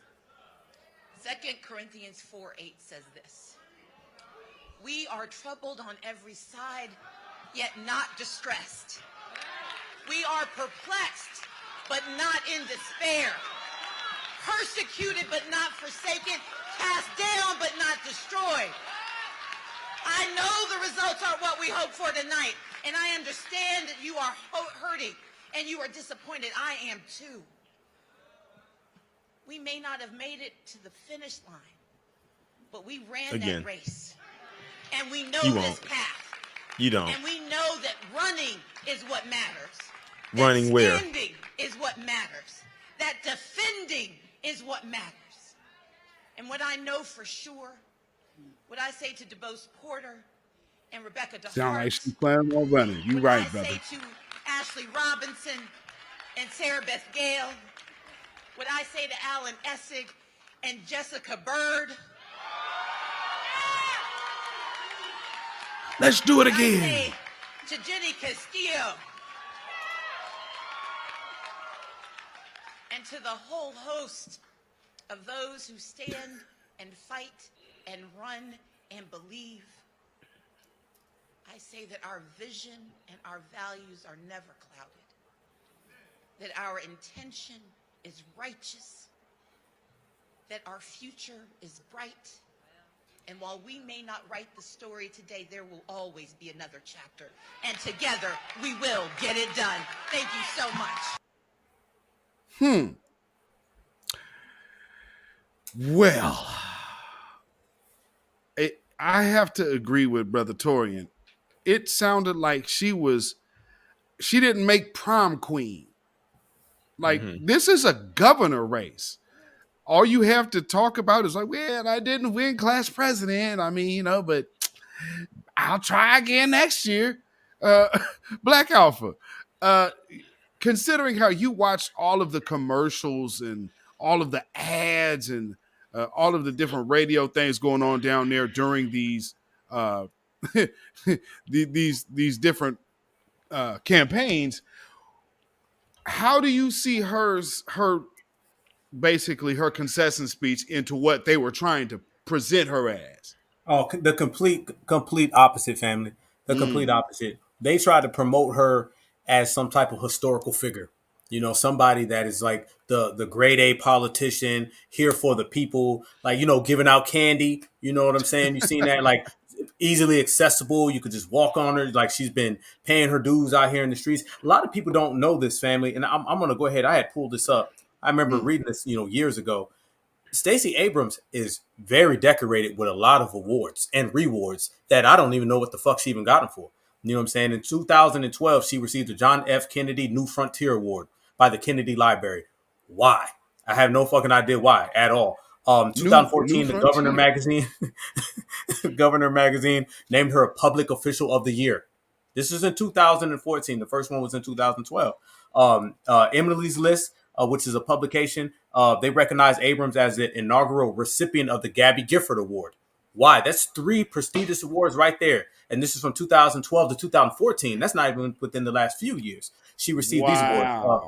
She's decorated. And anytime you go and you look at her, this is obviously somebody who has been cherry-picked, somebody who has been, anointed as something that they were supposed to be, and they never really qualified for it.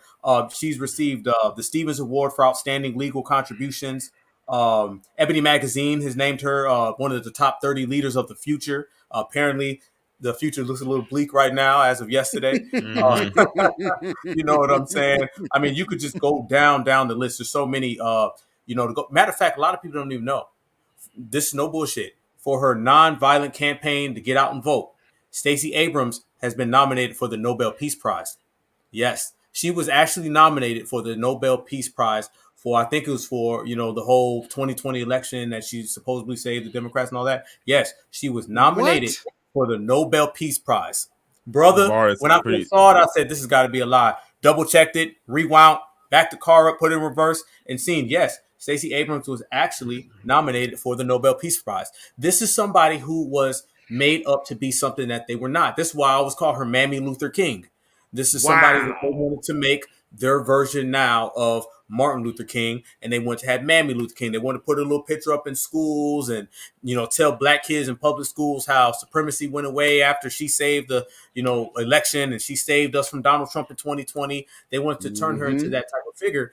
And you see it fell flat. As we speak about, both these brothers know, they've been grooming her since, the Clinton administration. They've given her countless award and rewards, things that she did not deserve, things that she did not earn. The average person thought that Stacey Abrams was some type of, political figure. They thought either she was a senator or a city council person. Right. She's not held any significant political office at all. But it was kind of assumed based on the promotion and the publication of her. that she got. Right. And she was somebody special. Even a couple years ago, I had to go back and look and like, hold on, she ain't never done nothing. What the fuck is this? She's a nobody. You know what I'm saying? Insane. So this is why we said the other day, brother, she is the most over-promoted, overrated politician in the last 30 to 40 years.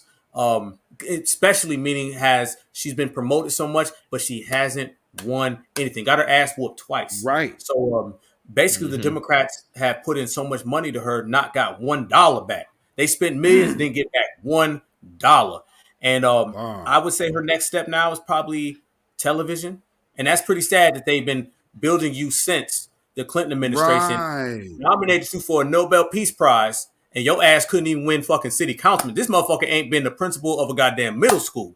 You know what I'm saying? So when you deal with all that, that's what you start not getting your returns, man. And, in the political world, you can't get no refunds. So I'd be surprised if we don't see her on MSNBC as the first rainbow politician. I think our brother Kid Gravity said, I think not shift and not be recognized as the black person. Now she's going to be looked at as the rainbow person because she understands that the black people don't fuck with her. And real quick, I want you to chime in on that as well, Torian, but just to even give you a further setup for your what you about to say, I want to play this just as a refresher to the family out there. This is what we're talking about her being groomed. Jobs, justice, peace. This is a theme that we've been hearing today over and over again. This is a theme that came out in 1963 when A. Philip Randolph, a trade unionist, came forth to call for a march on Washington, asking for an end to Jim Crow laws, equal access to public education, and civil rights legislation that would change the face of a nation. Today we come before you, walking on the road to jobs, the road to peace, the road to justice, paved with the blood, the sweat, the tears of labor movement people from around the nation.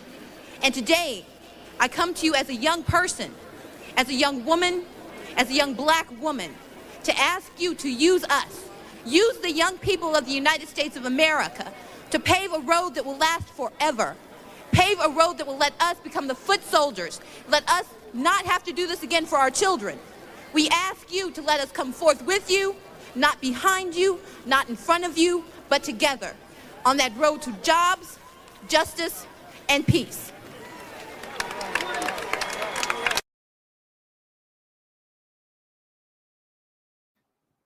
I've seen that clip. I've seen that clip before. I've seen that clip a bunch of times. And like Judah said in the chat, she used this clip and still lost.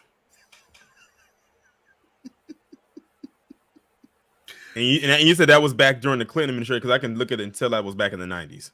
Yes, I can tell that was back in the 90s. You're talking about decades worth of grooming. Decades worth. You remember that little girl that was singing all the Negro spirituals at the Biden administration, the little inauguration he did? It's the same type of play. That little girl, you'll probably see her. You remember right after she sang those little Negro spirituals, they started putting her up on all these little magazines and stuff like that. This is how deep they go with their cherry picking. This is how much they want to stay away from on-coded certified people, that they got to operate 30, 40, 50 years in advance. They say, man, let's do the cherry picking now. Right. The little poet, the little poetress, Amanda Gorman. Amanda Gorman, that's her name.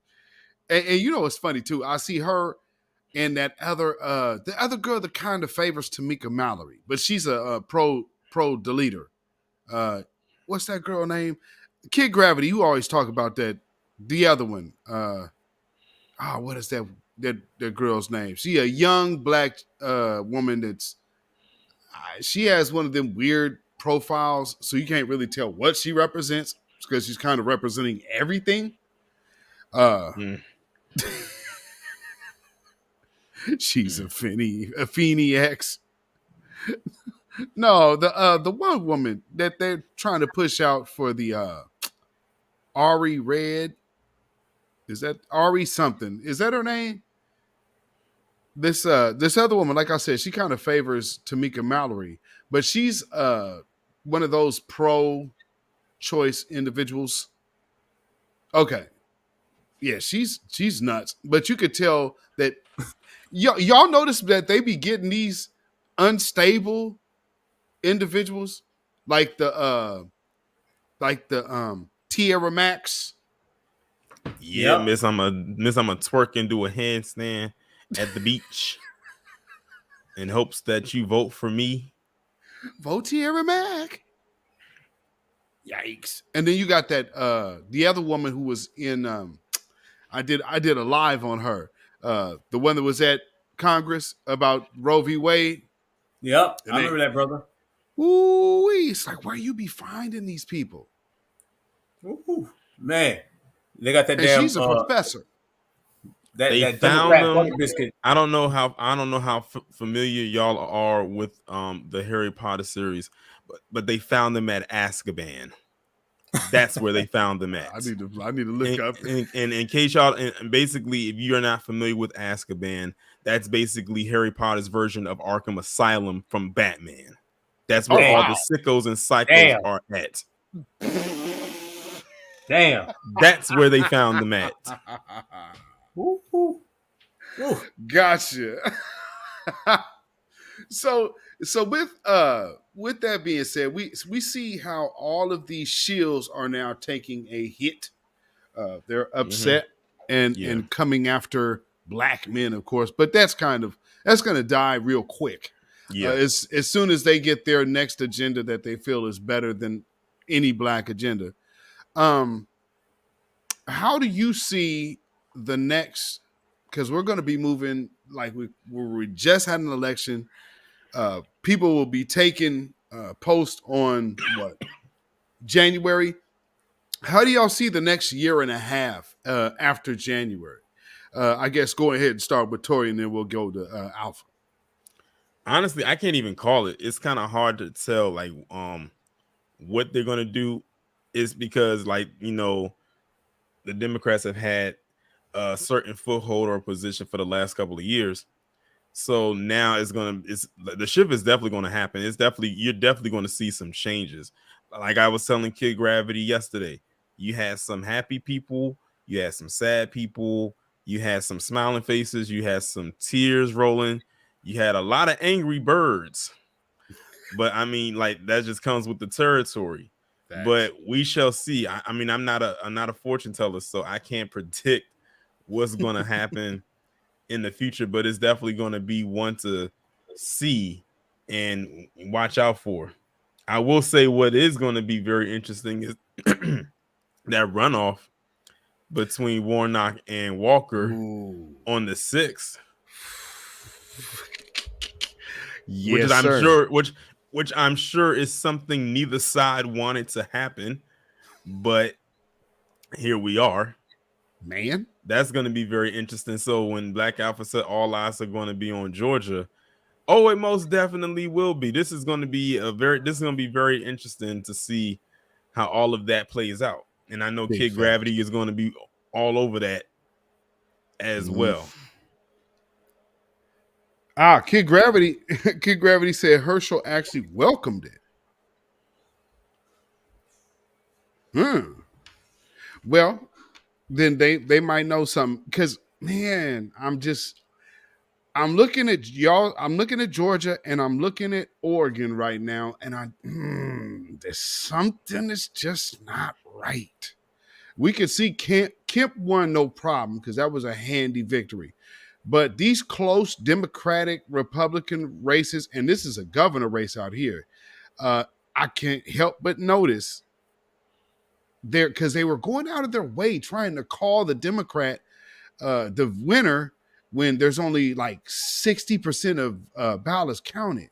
So it's real weird. And it's happened. Actually, the first time they did it was last night.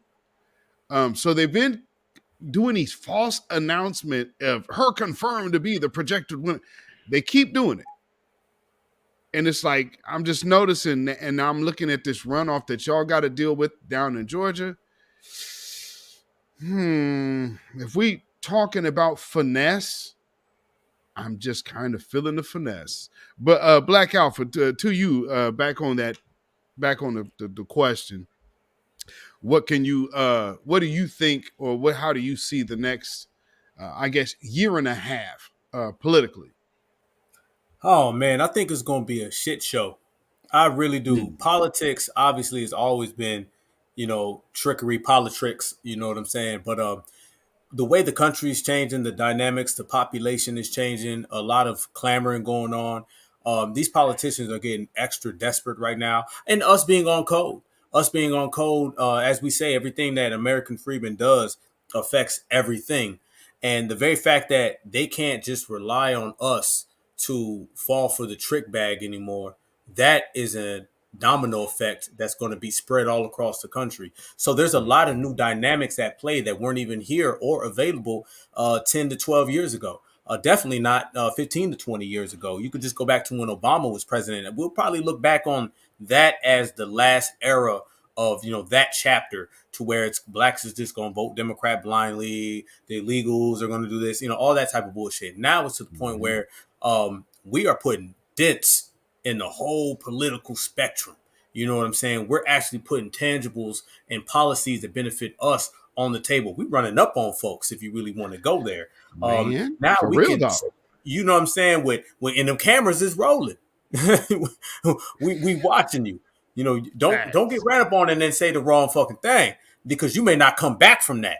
And that's the era that we're in now, where we're affecting real change. We've had the conversation before where our political power does not look like everybody else's political power, because we're not like everybody else. We are special. We're a unique lineage. So therefore, things that we do may look different, but they don't look different because they're bad. They look different because we're great.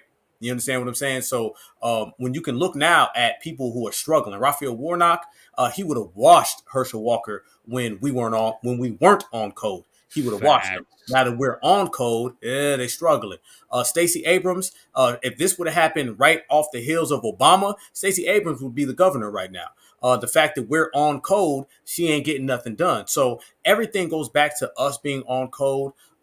Just the percentage of us who either do not vote or take our vote elsewhere outside the Democratic Party, that is so significant that it's going to spin the Democratic Party in the tailspin, in a disarray, and they're not really going to know what to do next. So the future, as Brother Torian says, it's going to be very hard to predict, based upon its evolving and its ever changing. And the epicenter of all of that, right there in the core, is foundational Black Americans focusing on self, creating tangible policies for us only. And that right there is going to have everybody else, like we said, in disarray. Because remember, everything affects everything. When we say we're going to do for self, then other motherfuckers are going to have to respond to that. And if they don't respond to it properly, that's going to affect fucking Julio, Mr. Muhammad, or fucking Billy, Bob, Jethro. Everything we do affects everyone. So I would say it's going to get even more cutthroat, even more scandalous, even more sleazy, just based upon the fact that we've turned up the temperature on everybody. Everybody's hot right now. You know what I'm saying? As Brother TBA say, and when we ain't comfortable, ain't nobody going to be comfortable. And if you look right now and you look at yesterday and you look at this morning and coming up to this runoff, nobody is comfortable. And you can solely look back on foundational Black Americans turn the heat up on everybody, and we make a motherfucking show and prove. So if you talk that talk, you're going to have to walk that walk, or your ass is going to be like Stacey Abrams giving a speech to your opponent saying how they won, and your ass got to go home for the next 4 years. Big facts. So let me ask both of y'all, were there any surprises in this particular midterm? Any surprises or anything you expected? More, Go ahead, brother. more so, when Kid Gravity has sent me the exit polls for Maryland, because as you know, Wes Moore, he's now the governor of Maryland. And I'm not surprised that he won, because this was a quote unquote historical win, as he is the first black governor for the state of Maryland. Right. But when it was broken down by the counties, that's what surprised me, because PG County, which is the county I live in, is majority black, was like number 3 on the list as far as those who voted for him in high numbers. And a county, let me see. I have to go to my the Twitter account, the page where he posted it at. Montgomery County, and I've talked about Montgomery County so many times on my channel. Montgomery channel is predominantly PC. Baltimore, well, you had Baltimore City, you had Baltimore County. Baltimore County is like mixed. It's pretty diverse. Then PG County comes up, and that's your first major big black county on the list as far as the ones who voted for him in this election. Then it goes to Anne Arundel County, which is basically like Montgomery County. Then Baltimore City, now that's where it's majority black. So when you think of Baltimore, like Baltimore County and Baltimore City, those are it's like two different, it's like night and day. The city is where most of the black people are at. The county is more where everyone else is. That's like the suburbs. Then you had, after that, Howard County, which again is another predominantly PC county. And then the last county that Wes Moore won in was in Charles County. Charles County is kind of diverse, but I would say it's probably more black people down there than anyone else, but it is a mixture there, because I am familiar with Charles County. Charles County is like about 20-25 minutes away from me. Oh, okay. So it was a very mixed and diverse crowd that supported Wes Moore. But if y'all remember the video that I did about him when he was talking to the Latinos, and they had some kind of business convention, which I didn't even know they had some kind of convention that was going on for this many years until he was there, and how he was speaking to them, and how a lot of people at Morgan State University, which isn't HBCU, was upset that he didn't come to speak with them because he had a quote unquote prior engagement. So in my opinion, the only reason he won is because it was a quote unquote historical win. He was he'll like I said, he's the first black governor. I'm sorry, governor for the state of Maryland. Wow. Every other governor for the state of Maryland up until now has been PC, and he is the first one. So that's why I said that this was a quote unquote historical win more than anything else. Just sort of like what they did with Obama back in 2008. Okay, that makes sense. Real quick, do you believe that do you believe he won because of his preference? As far as like for the votes in the surprising counties, because I know like out here out west, you got certain counties that will be more liberal per se. Do you think that might have had a part to play in it? Probably, most likely, yeah, could be. Yeah, okay, makes sense. Because like out here, we are electing right now, which looks like I guess she wouldn't be our first openly LGBTQ, but she is our first stud governor. So first stud. So she's your first mayor, Lori Lightfoot, is what you're saying? Yes. She is just a PC stud. So if you take a look at who won for Oregon, you be okay. How is she with black men? But Black Alpha. Same question goes to you. Like, any big surprises or shockers to you, or things you just expected to be? That's a good question. Any surprises? I would say I'm I'm not sure because being in Georgia, it is just consistently this. You know what I'm saying? It's like the population, the way a lot of people think politically. I would say the most surprising thing, if I had to choose, just particularly in Georgia, we all knew Stacey Abrams was going to lose. That wasn't a surprise. We all kind of had the vibe with Raphael Warnock and Herschel. We knew that clown show was. I mean, they're going to give us an extra month of fucking clown shit. You know what I'm saying? So, I mean, the fucking circus doesn't end. And that's been a fucking hell of a circus. You know what I'm saying? As y'all say on the West Coast, Zilla Hella. That's been a hell of a circus. Facts. Yes, So, indeed. I feel like if I had to choose, brother, I would say the majority of the surprising thing that's went on really out here in Georgia has been basically brothers and sisters out here really not being involved politically as they were before. I'm not surprised by that, but I'll say it's anew. It's more anew than it is surprising. The political process out here for brothers and sisters, I haven't seen the church folks out here, throwing butter biscuits at the congregation. I haven't seen your ancestors died for you to vote. That's slowly starting to dissipate.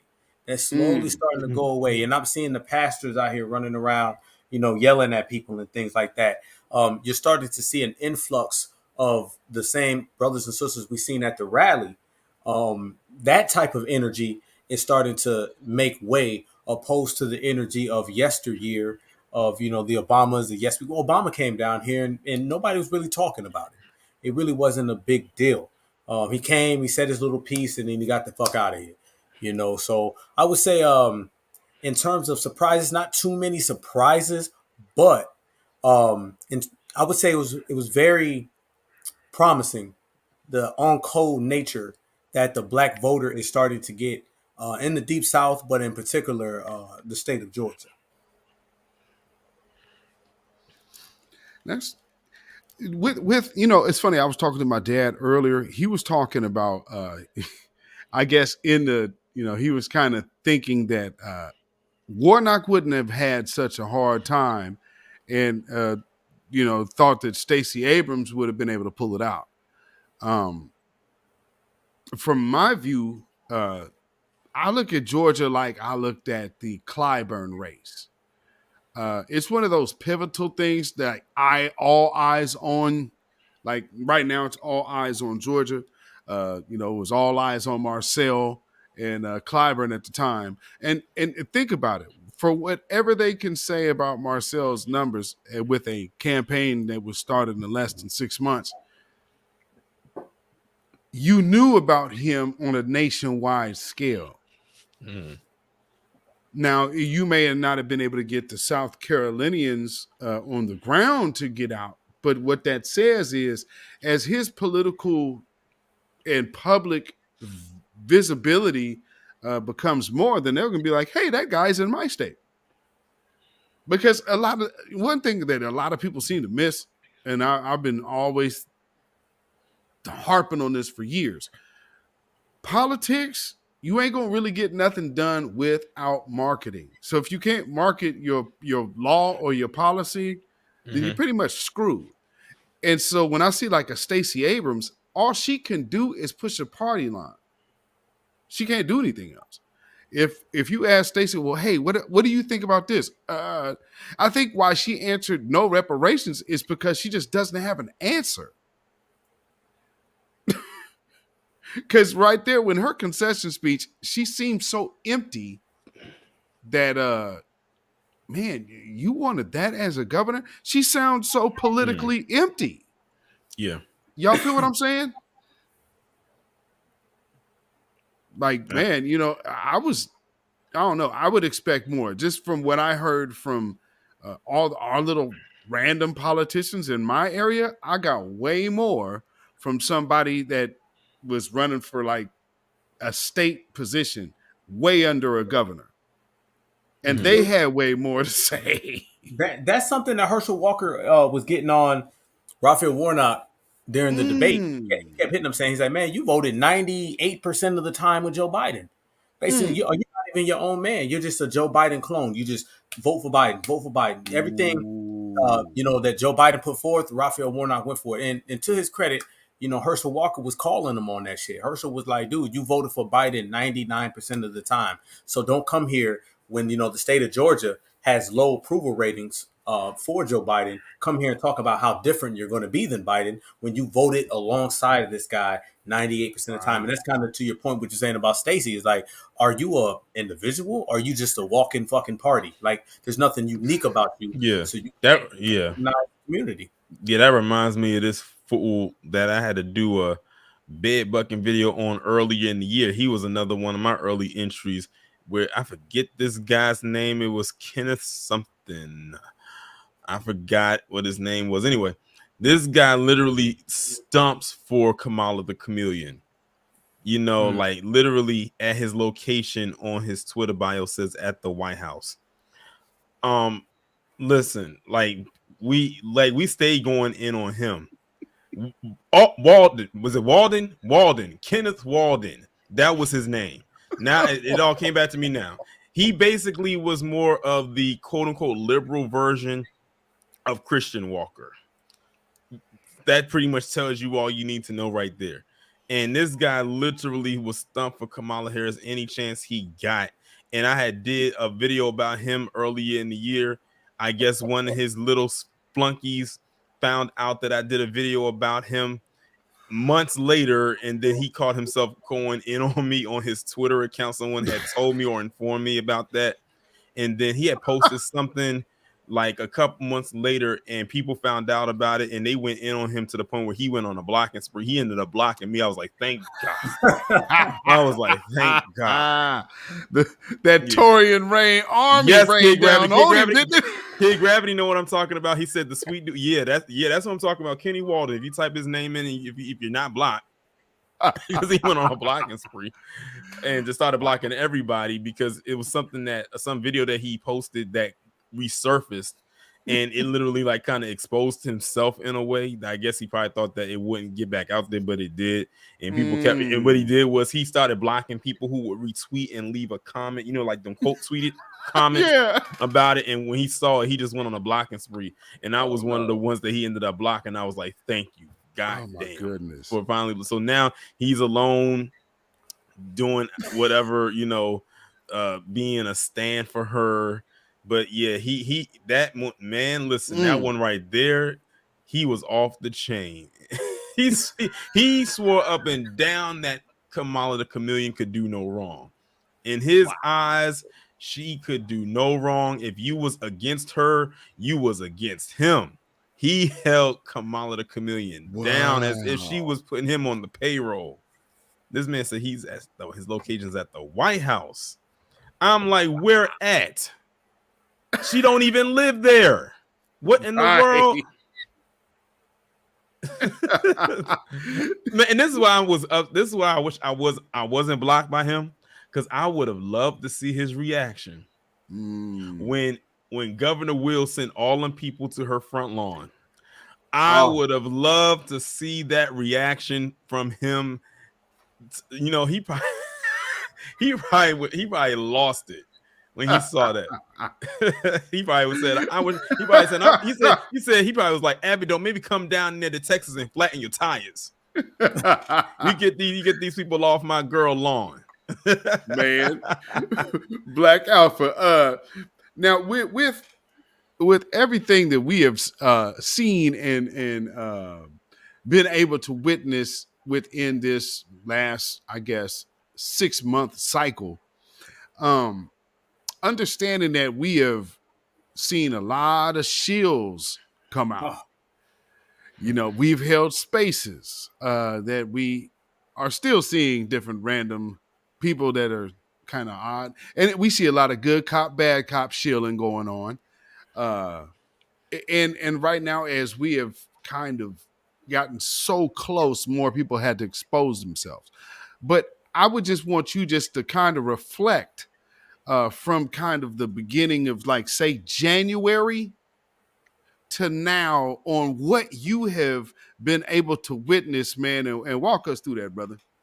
Oh, man. All right. First thing everybody has to understand when you're dealing with a Democratic shield, you're not just dealing with somebody who's like paid off to do something just for the money. You're dealing with somebody who views this shit as their religion, as you would say, brother. Facts. They pray to the Democratic Party. Like, they put Democratic Party on all of their Census Bureau. They don't check black. They don't check Freeman. They don't check foundational. They put Democratic Party. They are beholden to the Democrats. That's just what it is. They eat, they sleep the Democratic Party. So when they come after anybody who's not on the Democratic plantation, they're coming protecting Massa. That's like pure 100% Zaddy. Uh-oh. Uh-oh. Whoa. Uh-oh. I don't know if he clicked something and it went off. What happened? Come on back in, brother. Uh-oh. Ah, there we go. There we go. Let me get my brother back in here. All right. You back, brother? Goddamn Democratic shields, man. I told y'all to say goddamn religion. As soon as he said it. They done prayed to goddamn, they W Jesus and shit. Say, get that nigga off. Well, go ahead, brother. You got it. So, yeah, man, we done experienced them all. Anybody who spends 5 minutes in the Twitter spaces, you see that, especially if you're talking about Democrats, they're going to come in. And the first thing they're going to do is they're going to call you a Russian bot. They're going to say you're a Republican. They'll even say that your page is not ran by a black person. They'll always say that you could be blacker than midnight. And they're going to say they don't believe that you're really black because you're not voting for the Democratic Party. We always made that, the combination and the comparison that you're still dealing with slavery. You're dealing with a Democrat who is the slave master. Voting for the Democrats is picking cotton. Not voting for the Democrats is like fucking being a goddamn runaway slave. Like, they treat you like you are the worst thing on earth if you even fathom not voting for the Democratic Party. So we've seen Shields come in literally on one of those aspects, and they throw everything at us. I'll be honest, I'm gonna keep 159 with y'all. I got an auntie, and she be goddamn Democratic shielding all over the goddamn place. I'm gonna keep auntie if you listening. Hey, you ain't by yourself, brother. So I don't feel auntie, if you listening, we all got one. My boy, auntie, if cooning was a job, every day you'd be at work. But I still love you. This is what they do. It is what it is. They are beholden to the Democratic Party. They will always be on some Democratic shield energy. You see the way that they only curse at us. They only yell at us. They only speak about gender in regards to us. Basically, anything that is bad and negative, they only do towards black people. Anything that is positive, uplifting, they do for everybody other than black. But then they'll turn around and ask black people, hey, let me hold something. Let me get $1. Let me get your vote. You know what I'm saying? So it's absolute no respect. But the thing that's got them so upset right now, and they've turned into CWAs, coons with attitudes. Mm-hmm. The thing that's got them having these attitudes right now, and straight out of Coonton, the reason why they are on that is because the deception is gone.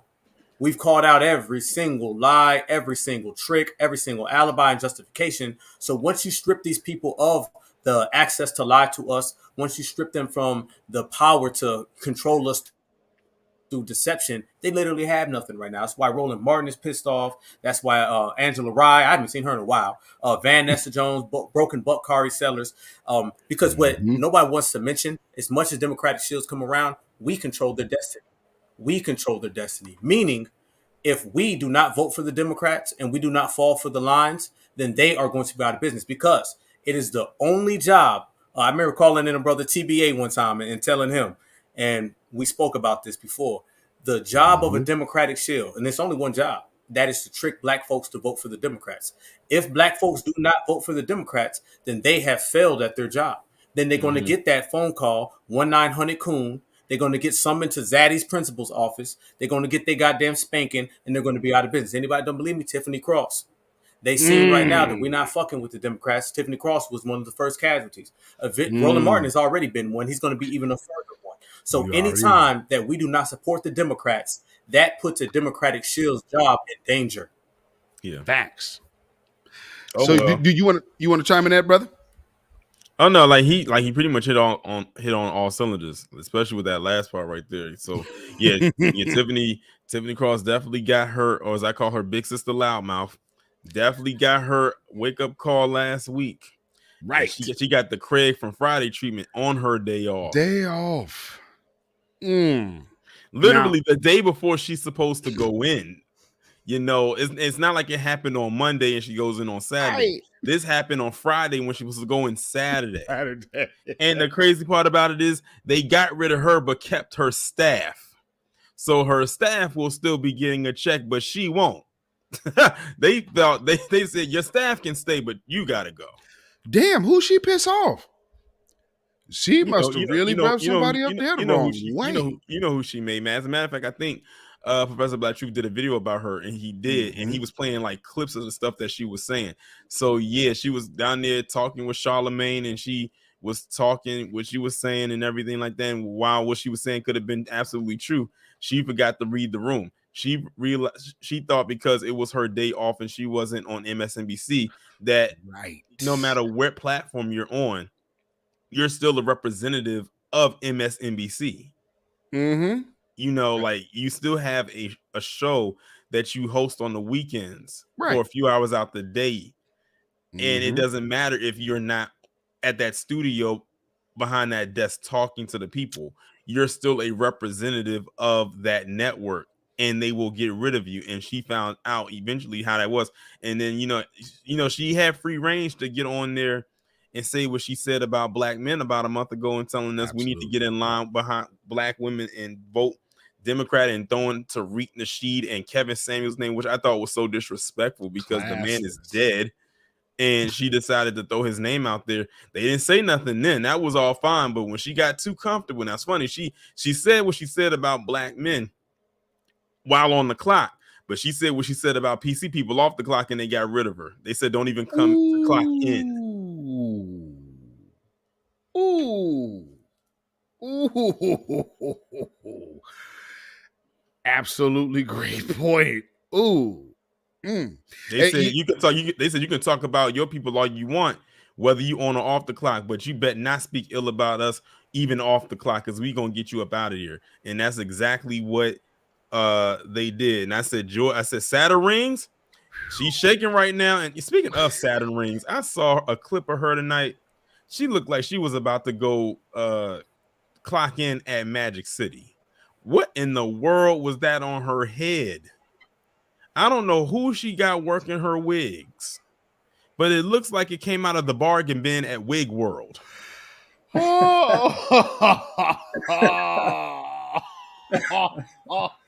looked like something off of Baps. I don't know what's going on with that. I keep saying when I be seeing the pictures of her with jewelry, and I think I posted up a picture of that on Twitter one time, and I just put the picture in there. I'm like sending this stuff like, why? What is this?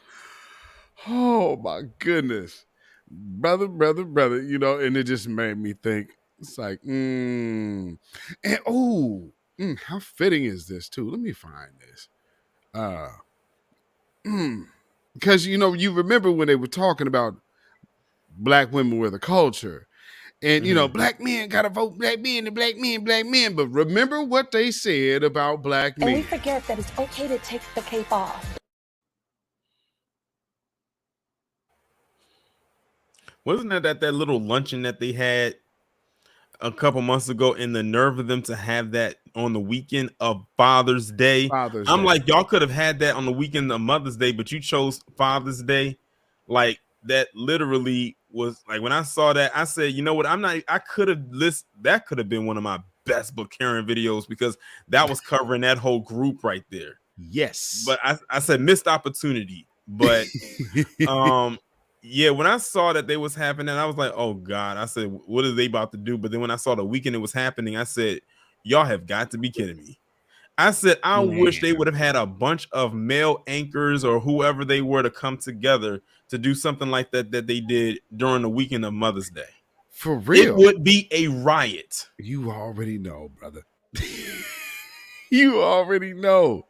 Real quick though, my last topic of the night, because this might take a minute, because I know y'all got some opinions on this. There was Another tasty tidbit of news that came out today. And again, shout out to my father, whose birthday is today. So shout out to my father. Happy birthday to him, who's watching right now. He couldn't get into the stream, but says hello. So family, speaking of Democratic shields, and I'll have to set this one up by this. Tree nigga. So going into the jive time talk, we have to talk about the Not Effing Around Coalition. Oh, leader. man. God damn it. Let me get ready for this. Grandmaster Jay sentenced to 7 years on federal charges related to Breonna Taylor protests. Let's see. It says a prison sentence was handed down to a black militia group leader arrested during a protest in Louisville. John Johnson, age 59, also known as Grandmaster Jay, appeared in federal court for sentencing Wednesday morning. He was sentenced to 7 years, 2 months in prison with 3 years of supervised release once he gets out. He was convicted of assaulting a federal task force officer, among other counts. I didn't remember. They charged him with assault?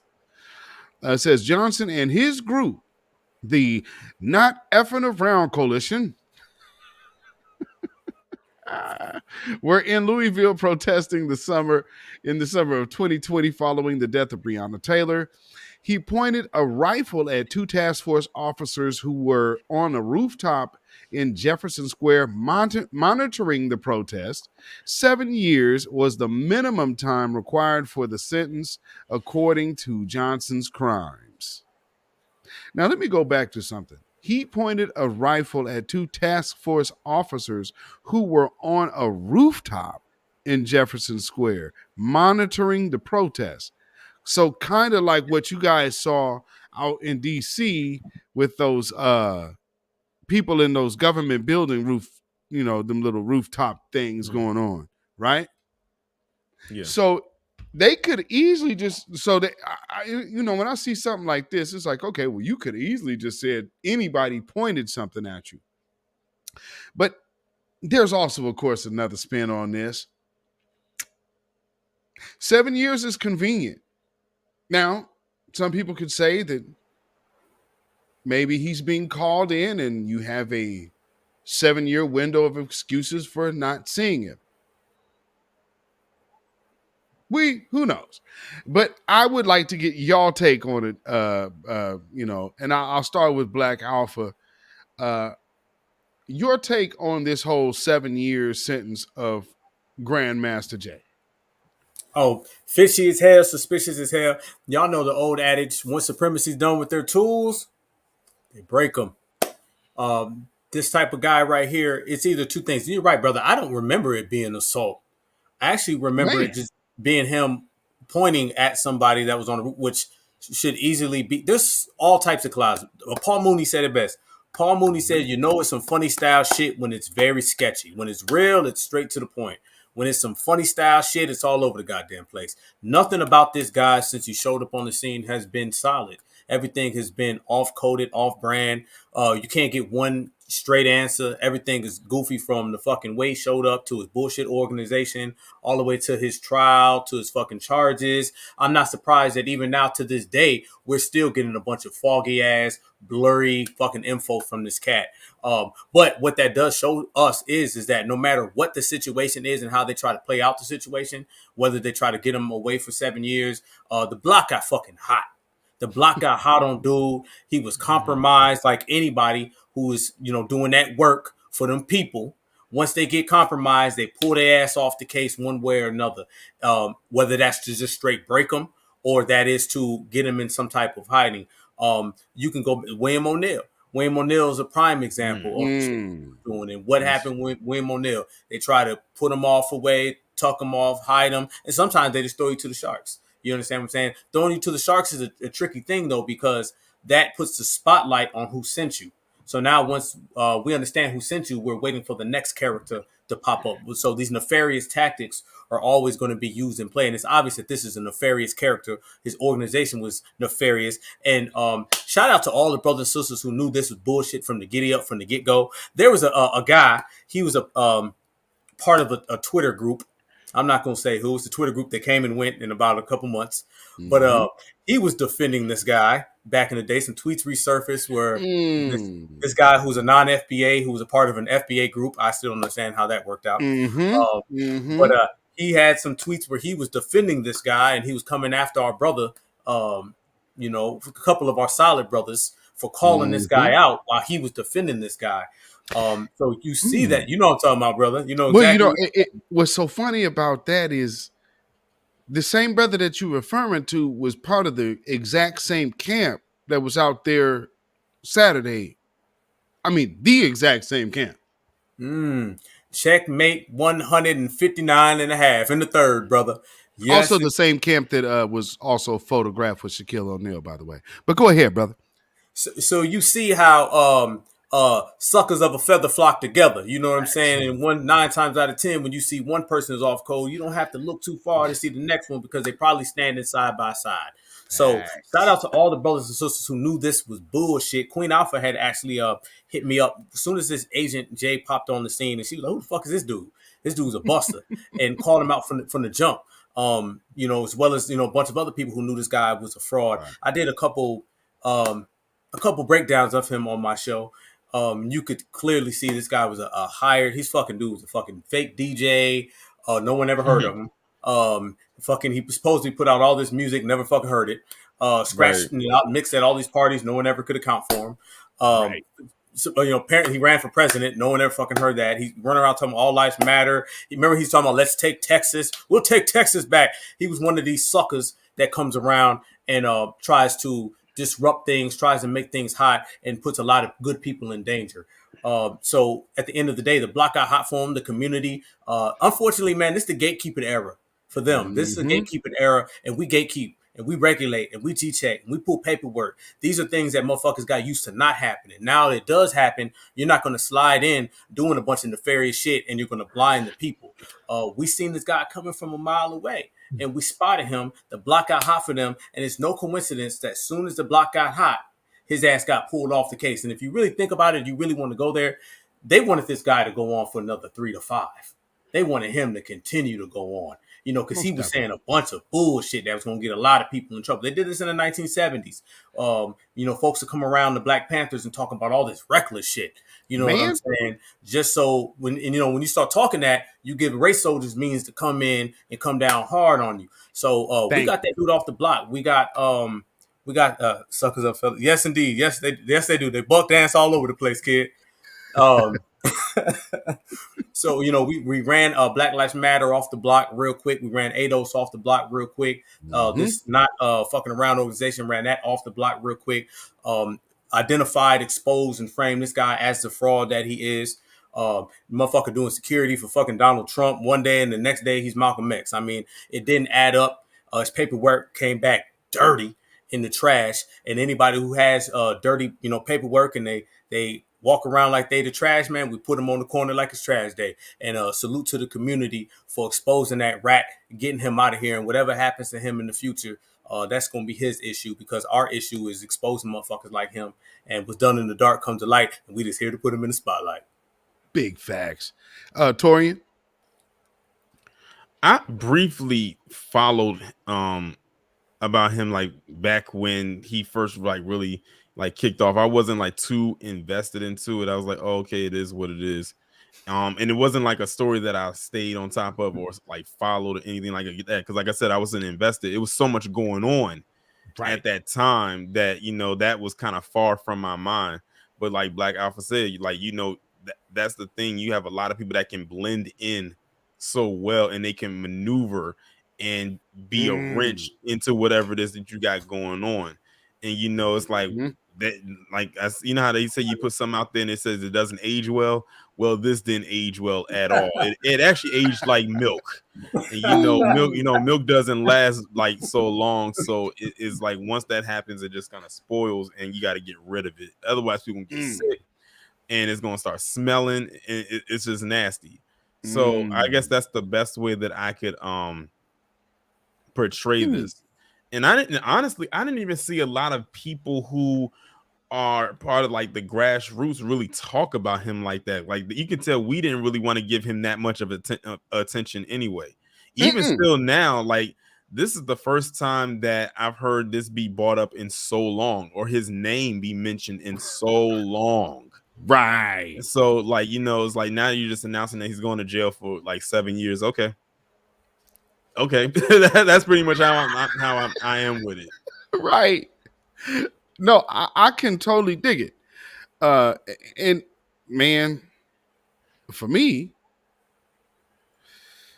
I would have to say from the warning that I forwarded, I guess 2 days before that from you know, one of the comrades at one of those the Thorough clubs. You know, he was like, hey, there's going to be an incident out here. So really, that was a day where I knew nobody would really be out. And not to mention, a lot of people were actually staying home to watch the Criterion. So I found it really strange, really super strange that, wait, the day of Farrakhan's speech, there's this group going out here in Stone Mountain, Georgia, but all the dub asses went to Kentucky. Yeah. And this dude is actually saying he from Louisville or Ohio or wherever the hell he from. I guess he was staying in a few different places, but it's kind of odd that conveniently your group is in the different state, and it's where the those dub S's would normally congregate, but now because of the Breonna Taylor, they're literally in your city walking down the street. But he takes his group over to Atlanta, walking down Stone Mountain with police escorts. When I first saw that, I said, okay, all the markings of a Hebrew Israelite are not there. So what the hell is he talking about? Number two, he said, this is for the 12 tribes of Israel and this and that. Okay, I hope everybody's paying attention to how they were already invoking the Israelite movement into, because that was a way to get the BIE thing in there. Because see, they already look at NOI as a problem. Now you'll have another black spiritual entity, and you'll say, well, all of these black folks who are saying they need repair, they're part of this and they're part of this. So they were setting it up early. And so just watching how all of this is now played out, because that also goes into the blame black men and black men are the worst. Like if you watching how they were trying to set it up, then you roll this dude out of nowhere with a bunch of guns talking about what you gonna do, and if we find any betrayers, we gonna delete them. This just came back to me. Didn't one of the members of the group misfire the gun? Yep. Yes. I think it ricocheted off the ground, if I'm not mistaken. Yeah, I remember that. Yep. That when you was mentioning about the guns, then that part came back to me. I remember that. I was like, yeah. Are you sure you want to be involved with something like that? Because that could have been deadly. Bro, I mean, this, oh man, and something's wrong with us for looking at this funny style. It's like, okay, y'all, yeah, we all watch TBA. We have all seen them callers call up in there, and it's like, okay, that's one of them agent provocateurs. So yeah, TBA, hey brother, you know, I listen to everything you say, brother, and I agree with all that you saying. But see, one thing that you are not understanding, brother, is see, they not gonna understand nothing but blood. See, what we got to do is we got to go get guns, and then they start going into their spiel, and it's like, why would you call this brother's program talking crazy like this?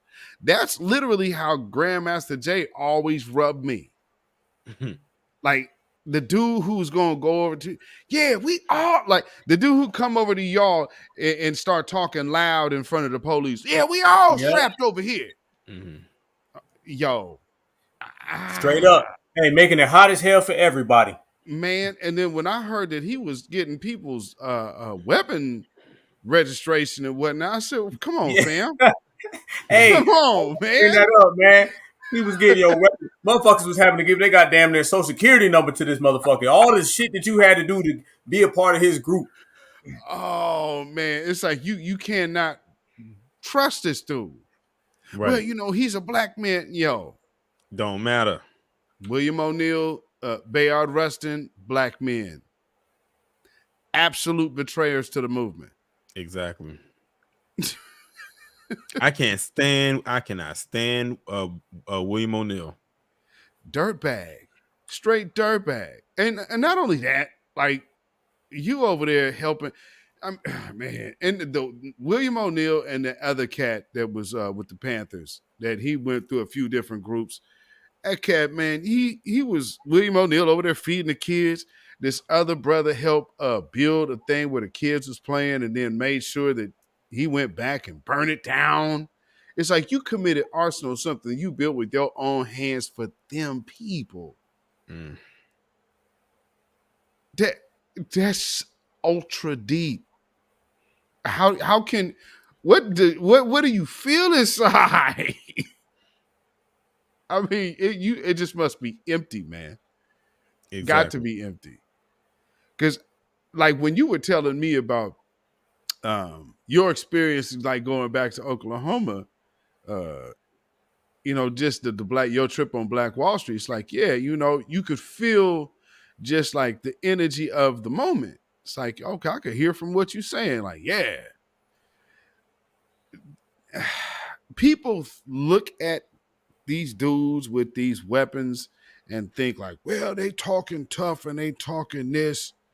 And yeah, they talk a good game. But sparks ain't started flying yet. So it sounds good now. Mm-hmm. But what happens when I put it to you like this? There's a song, I think, on the AT-Aliens album. And that brother said, niggas talk about guns and gats. But nigga, they got some shit that'll blow out your back from where they stay at. And I mean, that's the real deal. So I see people trying to get people hyped up about, I mean, yes, Second Amendment right and Second Amendment game, handle that. But if you think you just finna go out here willy-nilly unorganized just because you can line up in formation, I'm sorry, fam. Yeah.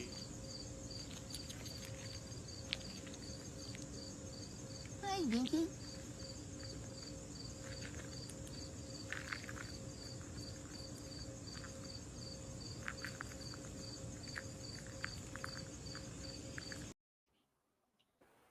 It's all for you, fam. I can't do nothing for you, brother.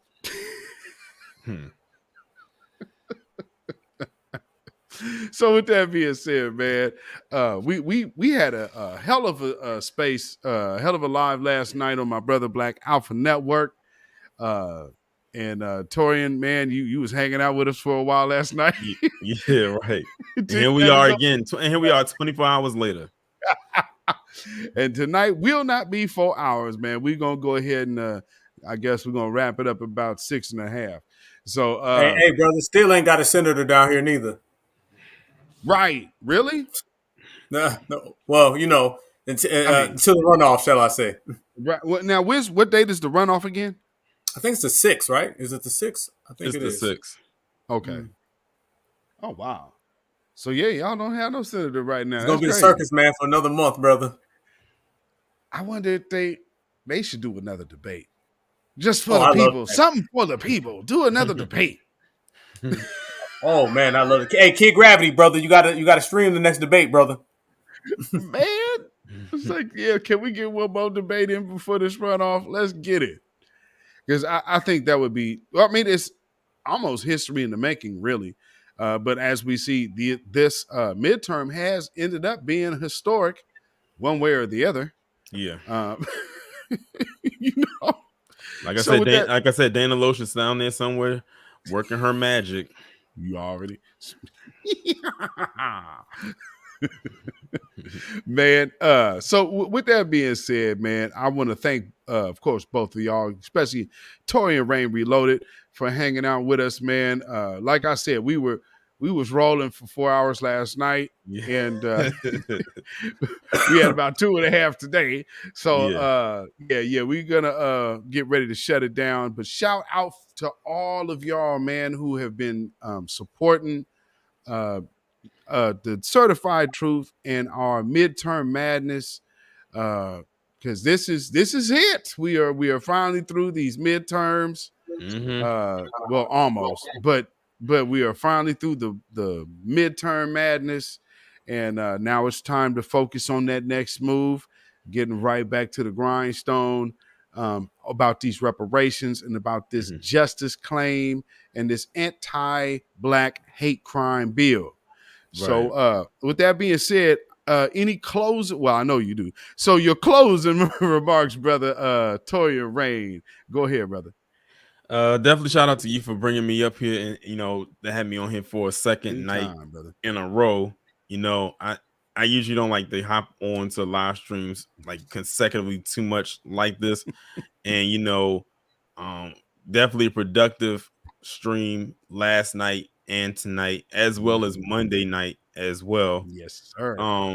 Definitely shout out to you, Beatzilla, and of course you, Black Alpha Network, and everybody in the chat, all the supporters, just everybody who loves and agrees with the content that we bring over here, as voices of the new Black media. And yes, like you said, the midterms is over. This must have been what it felt like back in the 90s when the OJ trial was over.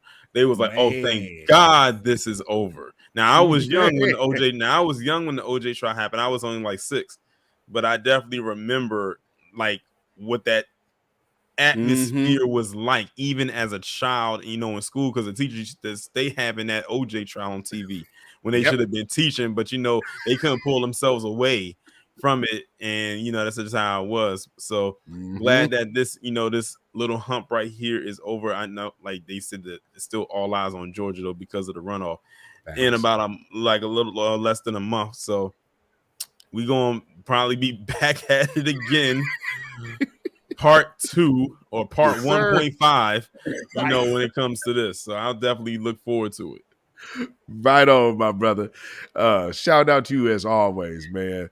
And man, I when you said I totally, so Monday, so literally, so Monday, Tuesday, and tonight. So we have we've been going. So if y'all have not seen me and my brother Black Alpha on Twitter, in Twitter space, this is why. So we were doing it this way this week. I told some of y'all, I think I put it on my Twitter. It's like, we ain't gonna be in no space this week. This is gonna be pretty much on YouTube. And man, we still did a Twitter space link live last night. Right. But when I got off, I was like, damn, I didn't realize how long we was going. But man, that was a really good. So man, go, like, y'all can literally, we might need to put that in a playlist. Go watch Toya Rain Reloaded, the rally recap on Monday last night, day 1, the Super Tuesday edition of Midterm Madness on my brother Black Alpha Network's channel, and then of course tonight right here, the second night of Midterm Madness right here on the Beatzilla PDX official show. So without further ado, let me let my brother Black Alpha Network give his closing words to the fam. Go ahead, my brother.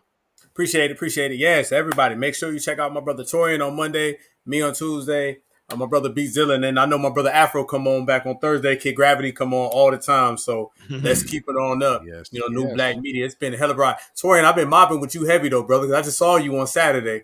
So I seen you on Saturday and back around Monday. Right. Tuesday. Right. It's crazy to believe it's almost a week. Like, time just flies by so fast. Like, it'll be a week in just a couple days that this rally happened. Man, I was thinking that earlier, brother. I was like, damn, a whole week, man. I mean, it never gets dull in the world of foundational Black Americans, man. It's always something exciting, a little bit for everybody, man. So go ahead and buckle up, man. Enjoy the ride because we're going to keep it coming. I just want to salute everybody in the chat, man. Make sure you subscribe to my brothers. Follow everybody on Twitter. Let's keep this thing going. Everybody stands together. We are affecting change. We are influencing the world, and that's evidently clear. Shout out to the voices of the new Black media, all of us here, my brothers as well who aren't here. Let's keep up the good work. This has been a hell of a ride, and I got a feeling this midterm thing ain't all the way over yet. So y'all know we're gonna have to come back around and do a little couple more episodes, some follow-ups. But no matter what happens, no matter what goes down, I'm gonna definitely be proud to stand next to my brothers, especially these two brothers right here, man. So good night to everybody out here from Georgia, man. Salute to the whole family, man. Salute to you, brothers. Everybody stay safe, stay good, stay vigilant. Black is beautiful, and beautiful is always black. Thank you, my brother. So I'll go ahead and wrap on up out of here, man. Shout out to Black Alpha Network. Shout out to Tori and Rain Reloaded. Yes, indeed, man. So, man, shout out to my brothers, man. We had us a good time over the past few days. As y'all see, we have been getting it in heavy and having great build and conversation. And man, we are pushing the needle as much as people don't want to admit it. But, you know, the needle is being pushed nonetheless, and there ain't nothing they can do about it. So next time somebody says, well, hey, if y'all get reparations, what y'all gonna do with them reparations? I mean, I mean, I'm not necessarily getting reparations, but I mean, I just think that you should be putting, like, why don't you just take cash reparations off the table, or that should be at the bottom of your reparations plan. I don't remember asking you a goddamn thing. Well, you know, and sometimes you just have to tell people like that. I don't know what has been going on with certain people's minds here lately, but, you know, it's very interesting that they are talking against reparations, especially cash payments, which is kind of crazy. All I can say is, don't hate on reparations if you ever would take donations and haven't produced what you're supposed to be producing. So, with that being said, Babylon is fallen. Babylon is fallen. Let it fall and let us rise. Did you hear me, Biden sexuals? Let it fall. Oh, but we got to do, no. Let it fall. But the Democrats, let it fall. Can you dig it? So, man, this has been an interesting last 2 months. The builds have been great. Like I said, go follow all of us on Twitter as well, so you can be in tune with the Twitter spaces. Because me and my brother Black Alpha Network, as you know, we host the Twitter space, The Certified Truth. That is our real truth, and Certified Black Society put together in one format with me and my brother Black Alpha Network. Shout out to Queen Alpha as well. And, you know, man, this has been dope. Midterm Madness. So as we are closing out, we'll probably have to do a little bit of follow-ups of Midterm Madness here. But for the most part, we are coming to a conclusion. So that's a dope thing. So again, shout out to all of you who were at the rally. Shout out to you who participated in the rally. Shout out to Tariq Nasheed, and all Jade Arendelle, and all of the speakers and volunteers and participants and folks online who were streaming and all of it. Oh, also shout out my brother Black Star TV. Again, happy birthday to my father. And y'all can follow me on Instagram, Facebook, and Twitter at beatzillapdx. You can follow me on Patreon, beatzillapdx official, and on Melanated People at Michael Beatzilla Whitmore. And you can email me at ourrealtruth@gmail.com. That's ourrealtruth@gmail.com. And if you feel so inclined to put some money in the bucket by way of donation, you appreciate this content, you appreciate this platform, you can always help by donation at CashApp $beatzillapdx. That's CashApp $beatzillapdx. And we also got PayPal. That is Zilla Muzak. That is ZILLAMUZAK at PayPal. Yes, indeed. Yes, indeed. Yes, indeed. So, yes, I hope y'all have a blessed evening. And we will be back Friday. There might be something in between there as well, because there is another video I need to record. So that might go up tomorrow.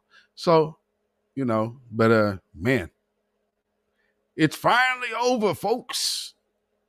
Midterm madness is over for now. And shout out to the voices of New Black Media. Shout out to the grassroots. Black first, black first, black first. And with that being said, you understand how we do around here.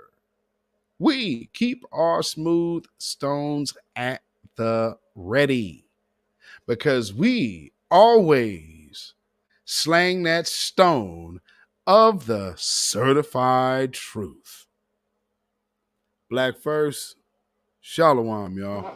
When you know who Satan is, yes, sir, you don't have to kill him. No, the stone of truth. Yeah.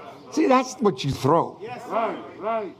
Allah says, had we wished to take a pastime from before, surely we would have done it. Nay, we cast truth at falsehood till we knock out its brains.